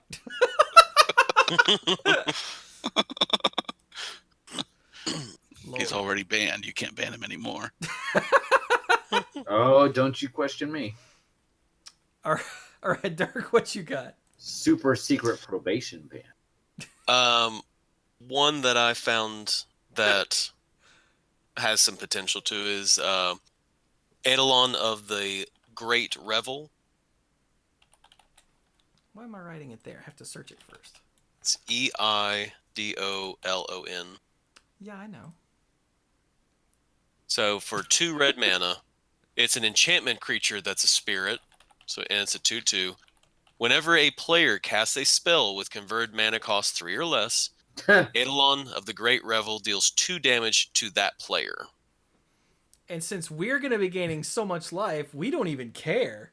Right. We're buying back Haze of Rage back. If we're like, take 5, 10, 15, I don't care. I'm at 8,000. Suck it, nerd. Mm-hmm. I just laugh because Swing with these 2 creatures, take 80. You know. I just laugh. Every spell I have suggested will hurt us, but that's okay. Yeah, but the spells that I've suggested will gain us life. So, hey, it's fine. That's true. Nice. Very nice. Very nice. All right. So, wait, that means it's my turn now, right? Mm-hmm. Okay, so I got 3 ideas here, but one of them I'm going to wait and see if Brian says. Because 1, it costs 3, and 2, it's a Brian card. Okay. So let's go with this one. This is... There we go. Sage of the Inward Eye. For 2, this is from Cons of Tarkir. For 2, a blue, a red, and a white. Those are our colors, right? Yeah. Yeah. I was like, did I screw something up? No, we're good. It's a 3/4 Djinn Wizard with flying. Whenever you cast a non-creature spell, creatures you control gain lifelink until end of turn. Yeah. I used to like picking that up in drafts back in the day. Awesome. So even more life gain and things that happen when we cast non-creature spells. And it's all of our colors, and yeah. I just thought it fit in nicely. And since we're going to have probably a good amount of 1/1s, that seems okay. Which might be 2/2s.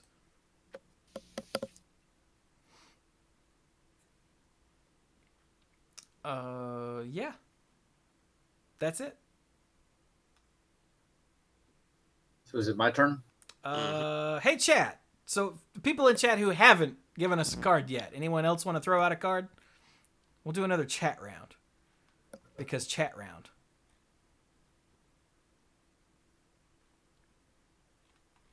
So, let's see. I think that means Pinball and Infinius and 14 and Stark, I think, are all out. Or Magnus? Who is it?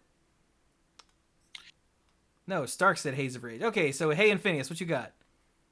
Infinius, you are also banned. You go with Mike and Go sit in the corner, with Mike think and about what Stark. you did. Oh man. All right, you know, we're gonna throw this in, but we're not gonna add it to the deck. But we're gonna bring it up because chat. Eye of the Storm. For 5 blue, it's an enchantment from Original Ravnica. Whenever a player... Okay, wait, let's read the Oracle text. Whenever a player casts an instant or sorcery spell, exile it. Then that player copies each instant or sorcery exiled with Eye of the Storm. For each copy, the player may cast the copy without paying its mana cost. So this actually works really well for us, but it causes absolute... just chaos and tragedy. What was that, Mike? Mayhem. That's a good word. Yeah. All right, so chat started with Eye of the Storm because Infinius hates us. St. Seagull said something that isn't English. Oh, okay. Legapin's Landong. That was awesome. I love that Landong. All right, he said Legion's Landing, which if I could click on it, there we go. So Legion's Landing is this card. You remember this from Standard? It was in like every deck for a single white legendary enchantment. From which Exelon is this? Exelon. Okay, the first one. When it enters the battlefield, you get a 1/1 white vampire with lifelink, and when you attack with 3 or more creatures, it transforms into Adanto the First Fort, which taps for white, a legendary land, which taps for white mana, and for 2 and a white and tap, get a 1/1 vampire with lifelink. So yeah, because we're gonna attack with 3 or more creatures, because we're gonna have an ass load of creatures. Yeah, makes perfect sense. Nice. All right. Anyone else that hasn't given us a card yet?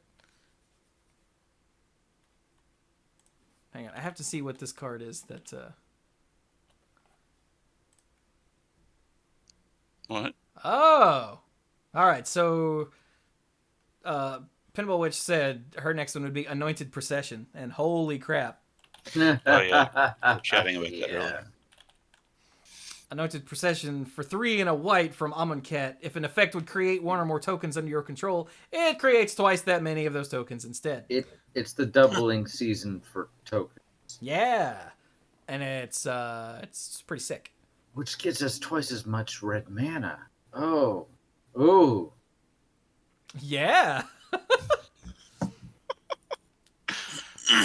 All right, chat. We need another one that isn't that Infinius. You go to hell. Saint Siegel says blame autocorrect for his typo. I want to know what you've been typing that autocorrect produces that result. Legapin's Landong. You know, autocorrect. Magnus said Everdream. What is that? I was thinking of Evermind. I actually had that in my list. Is that placed onto instant or sorcery? Yeah, it is. I forgot this card existed. From the latest, from Modern Horizons. Yeah. So for 1 and a blue, it's an uncommon instant, draw a card, and it has splice onto instant or sorcery, which I completely forgot was a thing. So you can just add draw a card onto whatever other non-creature things you're casting. That's a good one, Magnus. Thank you. All right, chat round is over. What else we got? Give me 1 second, because that actually had me... something that somebody said had me thinking, oh, that might be really cool. Okay. I will stretch. All right. I have two kind of strange of thought now. All right. Okay. So this is better than even than what I was thinking of. So we're getting this red mana. We're making some tokens. We're casting non-creature spells, right? Want to find a way to finish off the opponents. And, there's always fireball or something like that. But I'm going to go with Girid's Belligerence. Gired.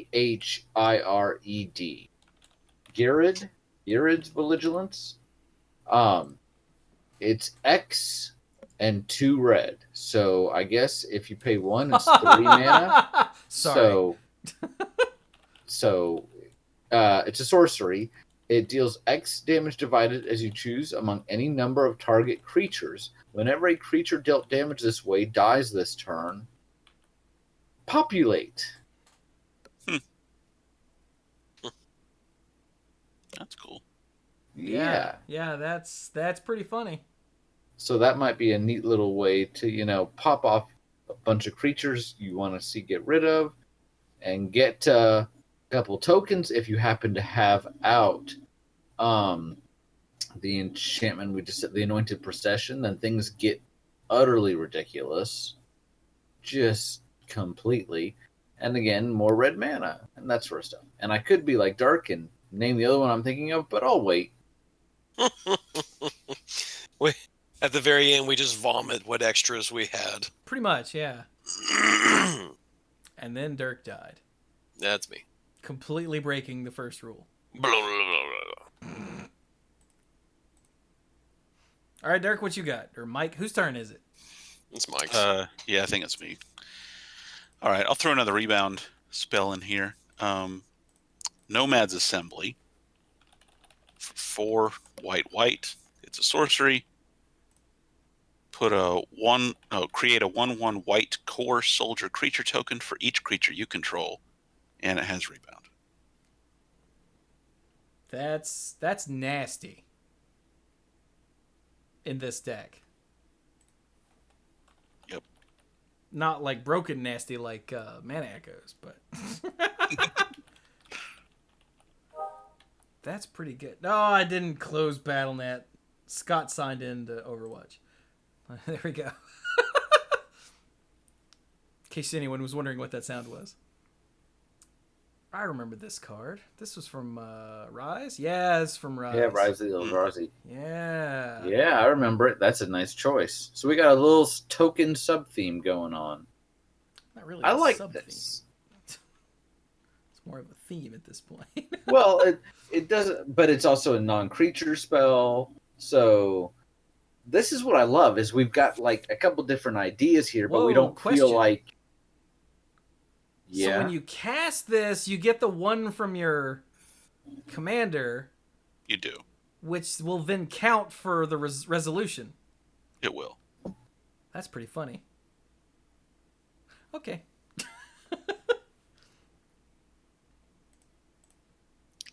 So, for mine, as Brian had pointed out, we've got all these great spirits. We need something that we can, sack them so we can get some red mana and do some damage.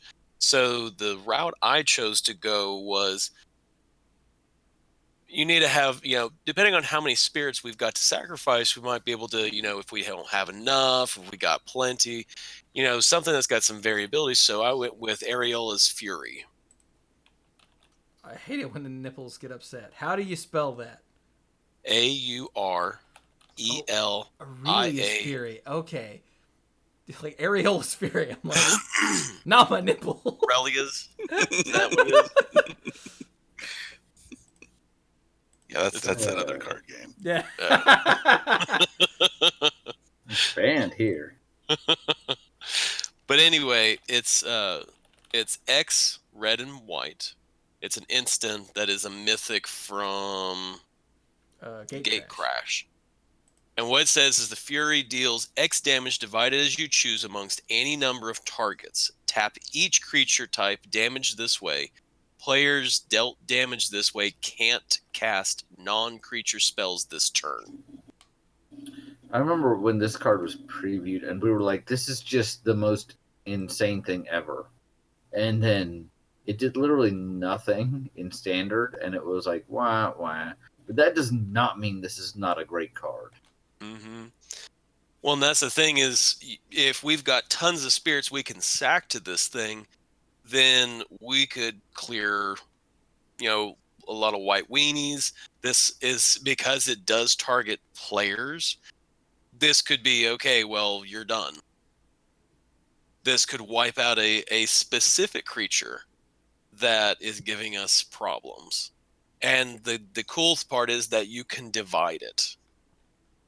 So it's not like one where, like a fireball, where it's boom, one creature's gone. Okay, this is one spell that could potentially wipe out a large number of problems. And it's any target, any number of targets, so it can also target players and planeswalkers. It's not just creatures. So, all right. I dig it. Sucker! I mean, nothing. So I'm trying to figure out other ways for us to, because Dirk not adding gutter snipe earlier has me thinking of ways to capitalize on casting spells. And I realized that I already had one, but now I'm thinking specifically of that. Because that was the Sage of the Inward Eye, did that. But I'm thinking that I accidentally scrolled away. Hang on. Wait for it. Hold. Hold. What's this do? That's not it. Damn it, where does card go? Here it is. Fire Mines Research. Ha! I like this card. For I've a been playing blue and a with it red. on Oh, wait, Brawl. I should pull it up over here. Fire Mines Research. For a blue and a red, it's an enchantment from Guilds of Ravnica. Whenever you cast an instant or sorcery spell, put a charge counter on Fire Mines Research. For 1 and a blue, remove 2 charge counters. Draw a card. For 1 and a red, and remove 5 charge counters. Deal 5 damage to any target. Oh, whoops. There we go. So that way, we're constantly putting charge counters on it, and either finding more cards or burning Mike's face. I mean, what? Mm-hmm.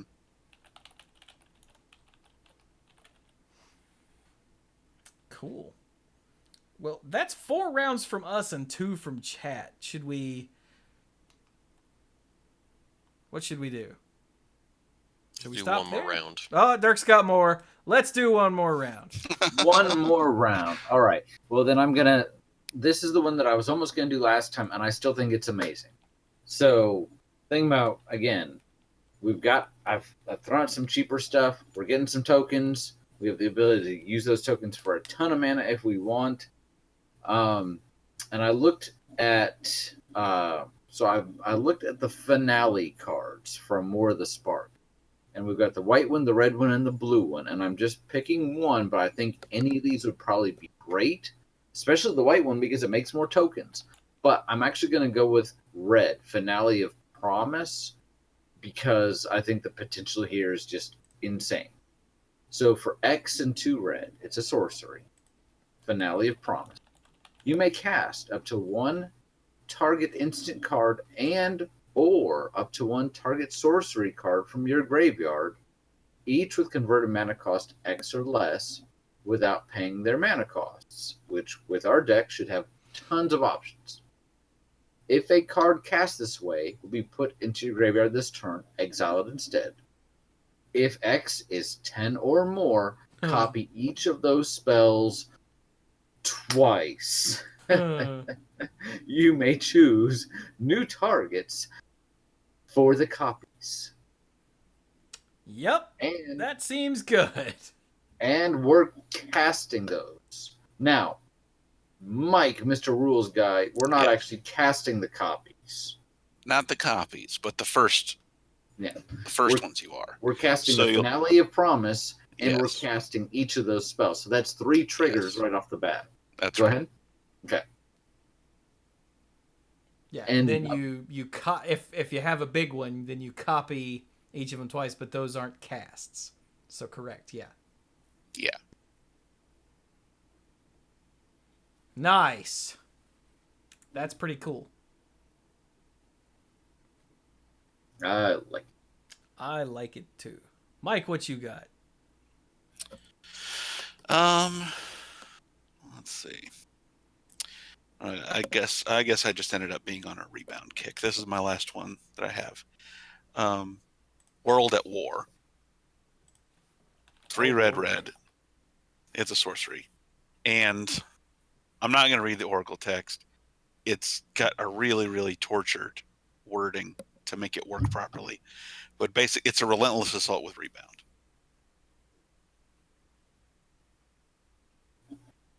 So you get an extra combat phase. For a minute there, I thought you meant Warp World, and I'm like, interesting choice, but I don't know how many targets we're gonna hit with our deck. But I like this better. So Throw 28 lands onto the battlefield. Yes. So yeah, Relentless Assault with Rebound means that as long as you've got... Wait, no, with Rebound means that... So you have your main phase, your combat phase, then you have your main phase, and your combat phase, and then you have a main phase. And then next turn, you get all that again. Yes. Because Rebound. That's And you pretty untap funny, the Mike. creatures who attacked in between. Do what? And you untap the creatures who attacked in between the combats. Oh my god, you do. That's not Yeah, part it of was- Relentless Assault. Yeah, it is. It is? Yeah. Otherwise, it'd Yeah. be stupid. It wouldn't work at all if you didn't get to untap the attackers. Oh, at the beginning of that combat. I'm sorry, my brain is saying that it's after during your final main phase you would untap them. I'm like, what the hell? It's broken. Never mind, I'm stupid. Oh. Ignore me.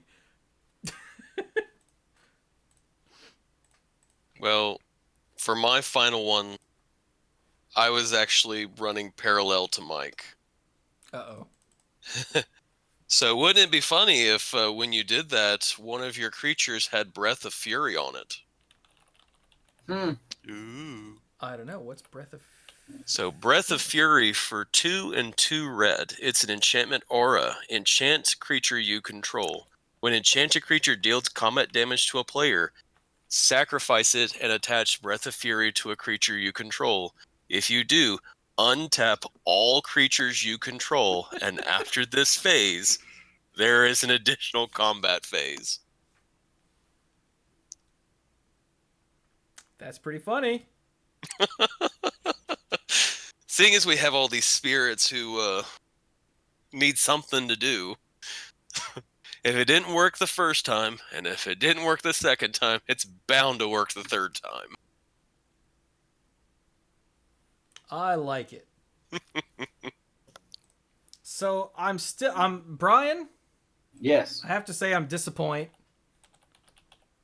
what you got? that you that didn't thought say I'd take? this. But the card that I didn't say earlier that's such a Brian card is Jeskai Ascendancy.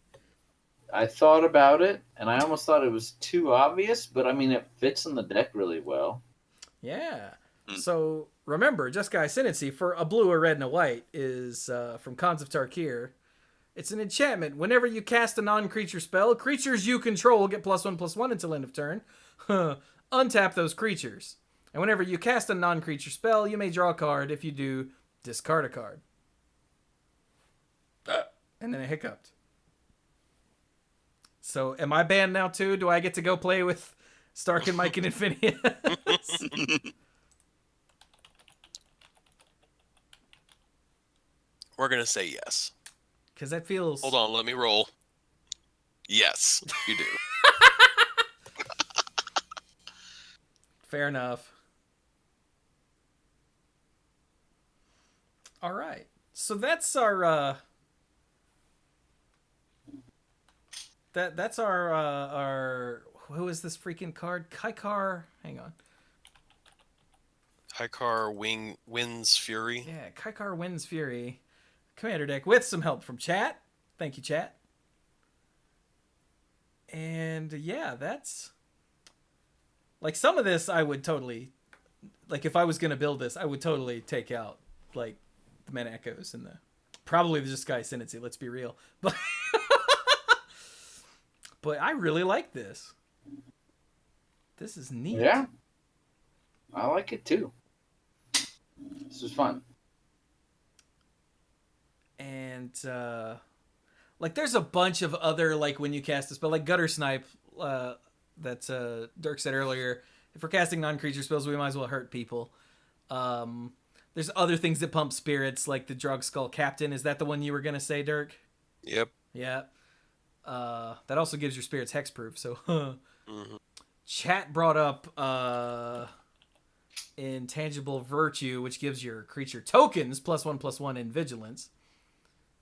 So there's lots of ways to pump your board. Yeah. And there's a bunch of stuff that says whenever you cast a spell, which was the last search I did. That's how I found the Firemind's research. Mm-hmm. I thought about adding Gelectrode. Pra, pra, pra, pra, pra, pra, pra. Yeah, and if you want to play up the spirit theme, you can.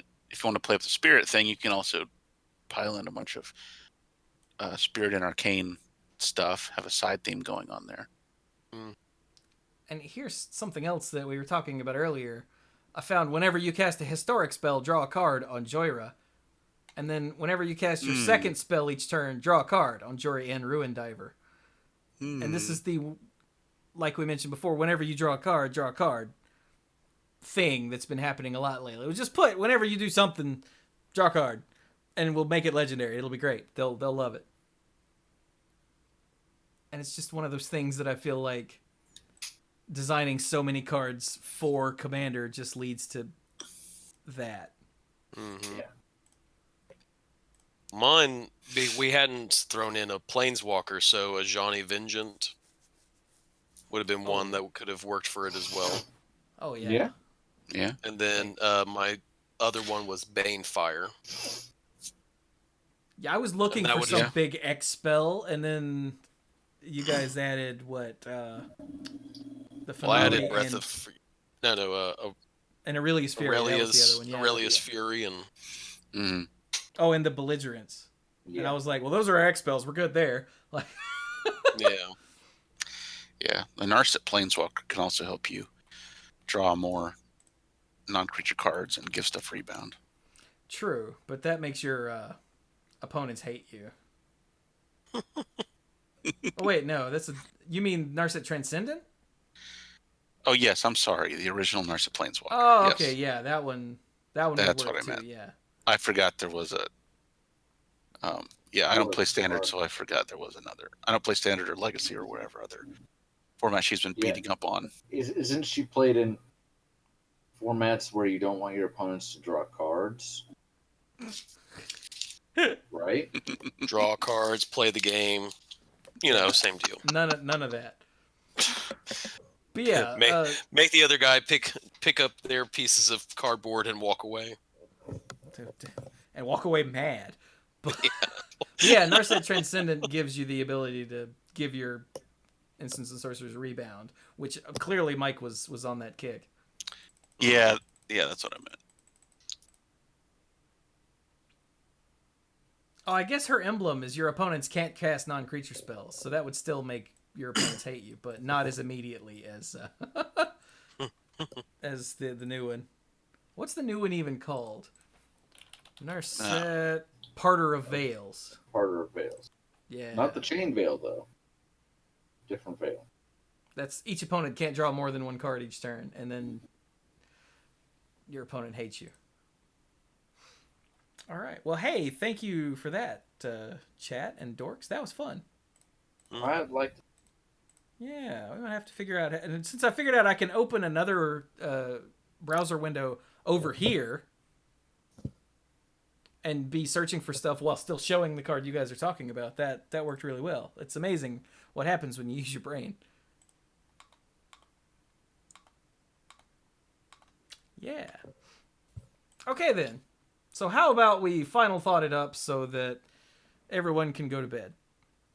Sounds great, because some of us have to drive tomorrow, like Chewy. Others have to drive so that we can fly. Or go on a cruise tomorrow, like Brian. Yeah.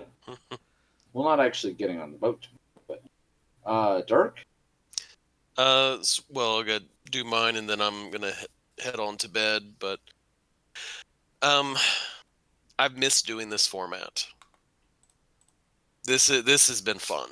Like actually sitting here researching, digging through, and going, "Ooh, that'd be good." Ooh, that'd be good, and doing that. This is what I very much liked about us doing the story circles, and it does. It's one that I very much miss us doing these. Yeah. It may be that, instead of doing the new stuff, we may have to just sort of do a binder pull like we used to do back in the oldie day, and say, okay, break out your binder. Okay, just grab something that you think might be a good one, and just do that. So who knows? Feet. I was closing tabs and I hit that one. And I'm like, you know what? I'm going to show these feet to chat. So, but yeah, that's sort of my final thought on this. Is it's always a fun format to do. And we'll have to see if there's still something that we continue to do in the future, or if it's going to be just one of our old segments that we used to do, which we occasionally will pull out of the hat, just after a year of hiatuses on that format. Did not realize it had been that long since we did a story. Oh, I segment. knew it'd been a long time since we've done it. It's been Well, 14 for all the months reasons we almost. discussed, just Wow. they threw a lot of legendary creatures at us, but it was just Yeah. So, and with that, I'm going to head off to bed. So everyone have a wonderful night. Night, Zerk. Good night. Well, how about you there, Brizzity Brizza Brian? What is your name? Guy. So my final thought, I have to echo Dirk's sentiment. Yeah, this has always been one of my favorite things that we do, and the timing wasn't right before, but I'm glad we did this today. And I'm also really glad. Let's not forget about the first part of the discussion. I am glad that we talked a little bit about some of the stuff that'll be coming to Commander. As much as I do love Brawl, because I love the fact that it has the capacity to change. I also really love Commander. Glad to see that it's getting more support. More support is never a bad thing. So, and nothing says I am contractually obligated to buy these products, which is good because I can't really afford that. But more options is always a good thing. Always love seeing, like, you don't want to see the same commanders all the time. That gets boring. So, yeah, good stuff all around. Personal life, work is going okay. Looking forward to a vacation. And on the mobile gaming site, still really enjoying Last Claudia. If you haven't given it a shot, you should give it a shot. Do it now. Do it. Do it. Do it. I'm not actually getting paid by them, but that'd be nice. Hint, hint. Hey, endorsements. Yeah, if y'all want to sponsor us, anybody out there, Hey, there we you go. will gladly take your money. So, and while I would normally love to chat up with you guys, I am gonna hit up the sleep since I've got a long day tomorrow, and I may need to do a little bit more packing tonight. So, you guys have a great night. Good night, B. Enjoy your cruise. I will. I definitely will. I won't be here next week if you guys record, obviously. Obviously. Don't do anything too fun without me. Be miserable. We will be miserable next week just for No. you. Don't be miserable. Night night.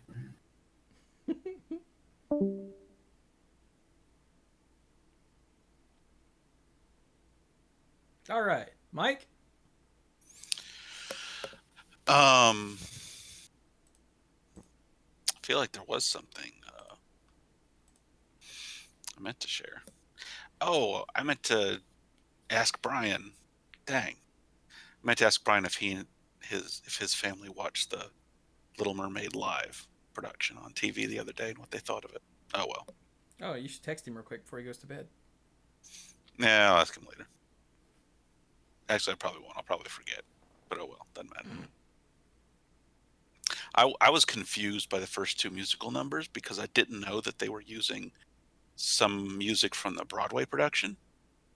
It's like the first two musical numbers, I was like, I don't remember this at all. It must have been a long time since I saw this movie.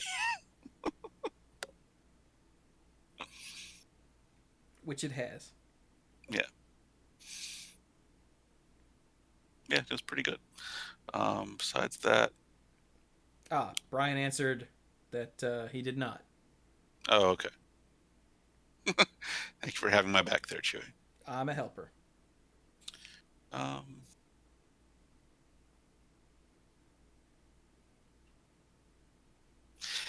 yeah, this was a fun little exercise. It's been a while since I really built a deck from nothing. I think the last time I built a deck from nothing was actually when I very first built this Brawl deck that I've been playing. It was a Ral Zarek deck, and now I turned it into a Saheeli deck. I just basically switched the Brawl commanders. Ral is still in the deck because it's just a good card.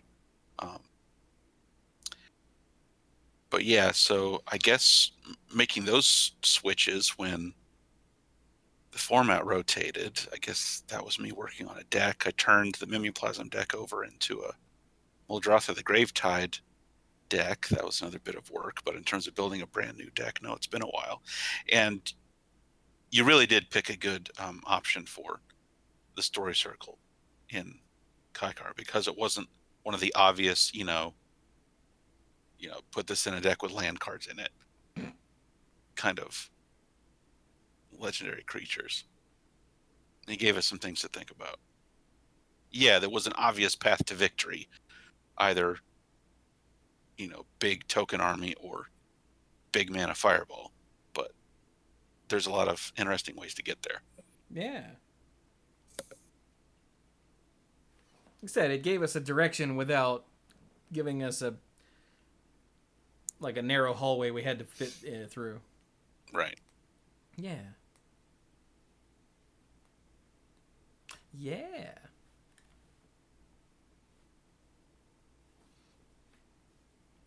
All right. Well, anything else from you then, Mr. Sir? Nope, that's it. I guess it's my turn. So, hey, those of you that are watching this live on twitch.tv/themanapool, thank you for joining us and helping out with our story circle. For those of you that aren't watching this live, you can watch it over on YouTube at youtube.com/themanapool, or you can listen from the podcast feed. But you should totally join us live sometime. We do it Thursday nights on usually around 8 or 8:30 we go live p.m. Eastern time, depending on how late Brian is and Mike. Yeah. And occasionally me, but usually those two. So yeah, join us, because we do the show live every week that we do the show, unless we're doing like a pre-release episode where we're at the pre-release recording, or we're on the off chance we have official previews, we can't live stream those. So, but since that hasn't happened in a while, yeah.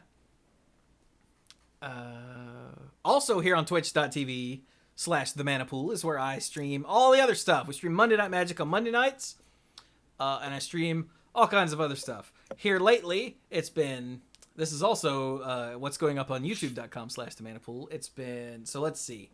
I streamed some Hearthstone Battlegrounds, a brand new auto battler game inside Hearthstone, which by the time you're hearing this, if you're listening to this when it releases, it'll go to open beta in 2 days. So this comes out on Sunday. It'll go into open beta on Tuesday, so you can give it a shot on the 12th. And it is a lot of fun if you're not a fan of the auto battler genre, according to people in chat who are not fans of the Pinball Witch, especially, who are not fans of the auto battler genre, but she enjoys Battlegrounds. If you are a big fan of the auto battler genre and you play Dota Underlords or, God help you, Teamfight Tactics, then it's enjoyable, but it's not great. Like, it's really narrow and super shallow, but it's also in beta. So, and is brand new. So yeah, but I streamed that on Tuesday last week, the very first day that it was available. And then I've got 2 videos that will be going up sometime soon on the YouTube channel. The YouTube channel just finished the playthrough of Bloodstained Curse of the Moon, which was that old school retro style, not Castlevania 3 Dracula's Curse. The homage to that. And it was a lot of fun. And that series is done now, so you could just watch the whole thing. It was a lot of fun. I really dug that game. There's some Dota Underlords, for those of you who are fans of the auto battler genre, that's more, deep and crazy. So I've got a couple of those videos that will be going up soon. And here on Twitch, I started last week. I was going to continue tomorrow, but now I have to drive 16 hours tomorrow, so no stream. But probably this weekend, I'll be doing more Link's Awakening, the Switch remake, which is, oh my god, so cute. Oh my god, Mike. It's so cute. I believe it. It is disgustingly cute. I can't stand it. But that'll start going up on YouTube at some point in the near future. Once I figure out how. Starting a new series like that that's very open is kind of hard to get, for me personally, to get started on. But once I do, it starts to roll out. So in the meantime, it'll be Battlegrounds and Underlords while I get the first few videos of Link's Awakening ironed out. But yeah, it's a lot of fun. Because I've never played Link's Awakening before, the original, ever. And so playing the remake is sweet. And I'm not focused on, oh, they changed this, because I don't know what they changed, because I never played that crap. So, yay! Not saying it's crap, I just never played that crap. What else? I guess that's enough for now. So, yay! That's the content. And remember, you get at least one YouTube video every day on youtube.com/themanapool. And we do the podcast live here on Twitch. I stream throughout the week, almost always at night. On a rare occasion, I'll do a daytime stream, but that's exceedingly rare. So, yeah, I try to start 7:30, 8 in there somewhere Eastern time at night. So come hang out. Yeah, hell yeah. And yeah, so if you want to help support what I do with this frankly ridiculous amount of content creation, the best way to do that is to go to Patreon. The most direct way to do that is to go to patreon.com/themanapool and become a lifeguard. Lifeguards get Manapool episodes and YouTube videos early. For instance, right now, both of those Battlegrounds videos and one, I think, Dota Underlords video are up for you to watch right now that the public can't see. Oh my god. You can also get access to the odds and ends, which is all the behind-the-scenes nonsense that's recorded before and after both Monday Night Magic and the Manapool. I got 3 more of those up yesterday, day before, something like that. Right? 1, 2, yeah, I got 3 more up. So I'm slowly getting caught up. Real life keeps getting in the way. Remember, I kept saying for the last 2 months I want to be caught up by the end of the month. That hasn't happened. So I'm just not saying that anymore, which means I probably will be caught up by the end of this month, but because I'm not going to say it. But doesn't count. Not going to say it. Shut up, Mike. All right. I didn't say it. You said it. Anyway. But yeah, that's behind the scenes nonsense. It's uncensored and unfiltered. In the event things get too personal, I do tend to shut off the recording, but you're not really missing anything fun. Let's put it that way. And finally, if you become a Mythic Lifeguard, you get the sponsorship shout out on both podcasts and on the end screen for all the YouTube videos, because Manapool Productions on the whole is a Patreon supported endeavor, which means I quite literally can't do this without you. So, I would like to thank our Mythic Lifeguards: Jason Doan, Kim Ho, Andrew Hunt, Al, Lance Delicious, Tim Uhellas Hardu, Connor Kennedy, John Morris, Alex Gonzalez, Scuzzo, Jeff Spencer, Stuart Slaw, PJ McMullen, Sophia Brittain. Hang on, I scrolled too far. Casey, Faye Says, Danny Liao, Cody Buckowing, Jake Jansons, Jason Kaus, Gothic Man, Stark Maximum, John Parker, Violet Moon, Mike? That was perfectly timed, Infinius. Infinius threw 10 bits and said, that's Stark's name. That's not fair. Your name was in there, but no one knows it's you. That's cheating. Apparently Witch did. Ha! Where did I stop? Oh, yeah. I stopped with you. Dan Holm, Bartle, Sarah Jane, Backwards Logic. Apparently that's how I'm supposed to read that. And the Beast Father, Aaron Goodwine. So, thank you all so very much for your support. And to all of the Patreon lifeguards at every level, thank you so much. Feel free to, hop on, be a patron. It's great. So with that, we will be done with Mana Pool number 573, which is not a small number. And yeah, we will stop there. So I hope everyone enjoyed our product review and rant and tangents about horror movies and... What was the other thing? There's another tangent. I can't remember now. I'm blanking. Oh well. So it was, what did I say? Product review, sort of. Product announcement review, and a rant, and a story circle, and some tangents. That was a good episode overall, I gotta say. Yeah.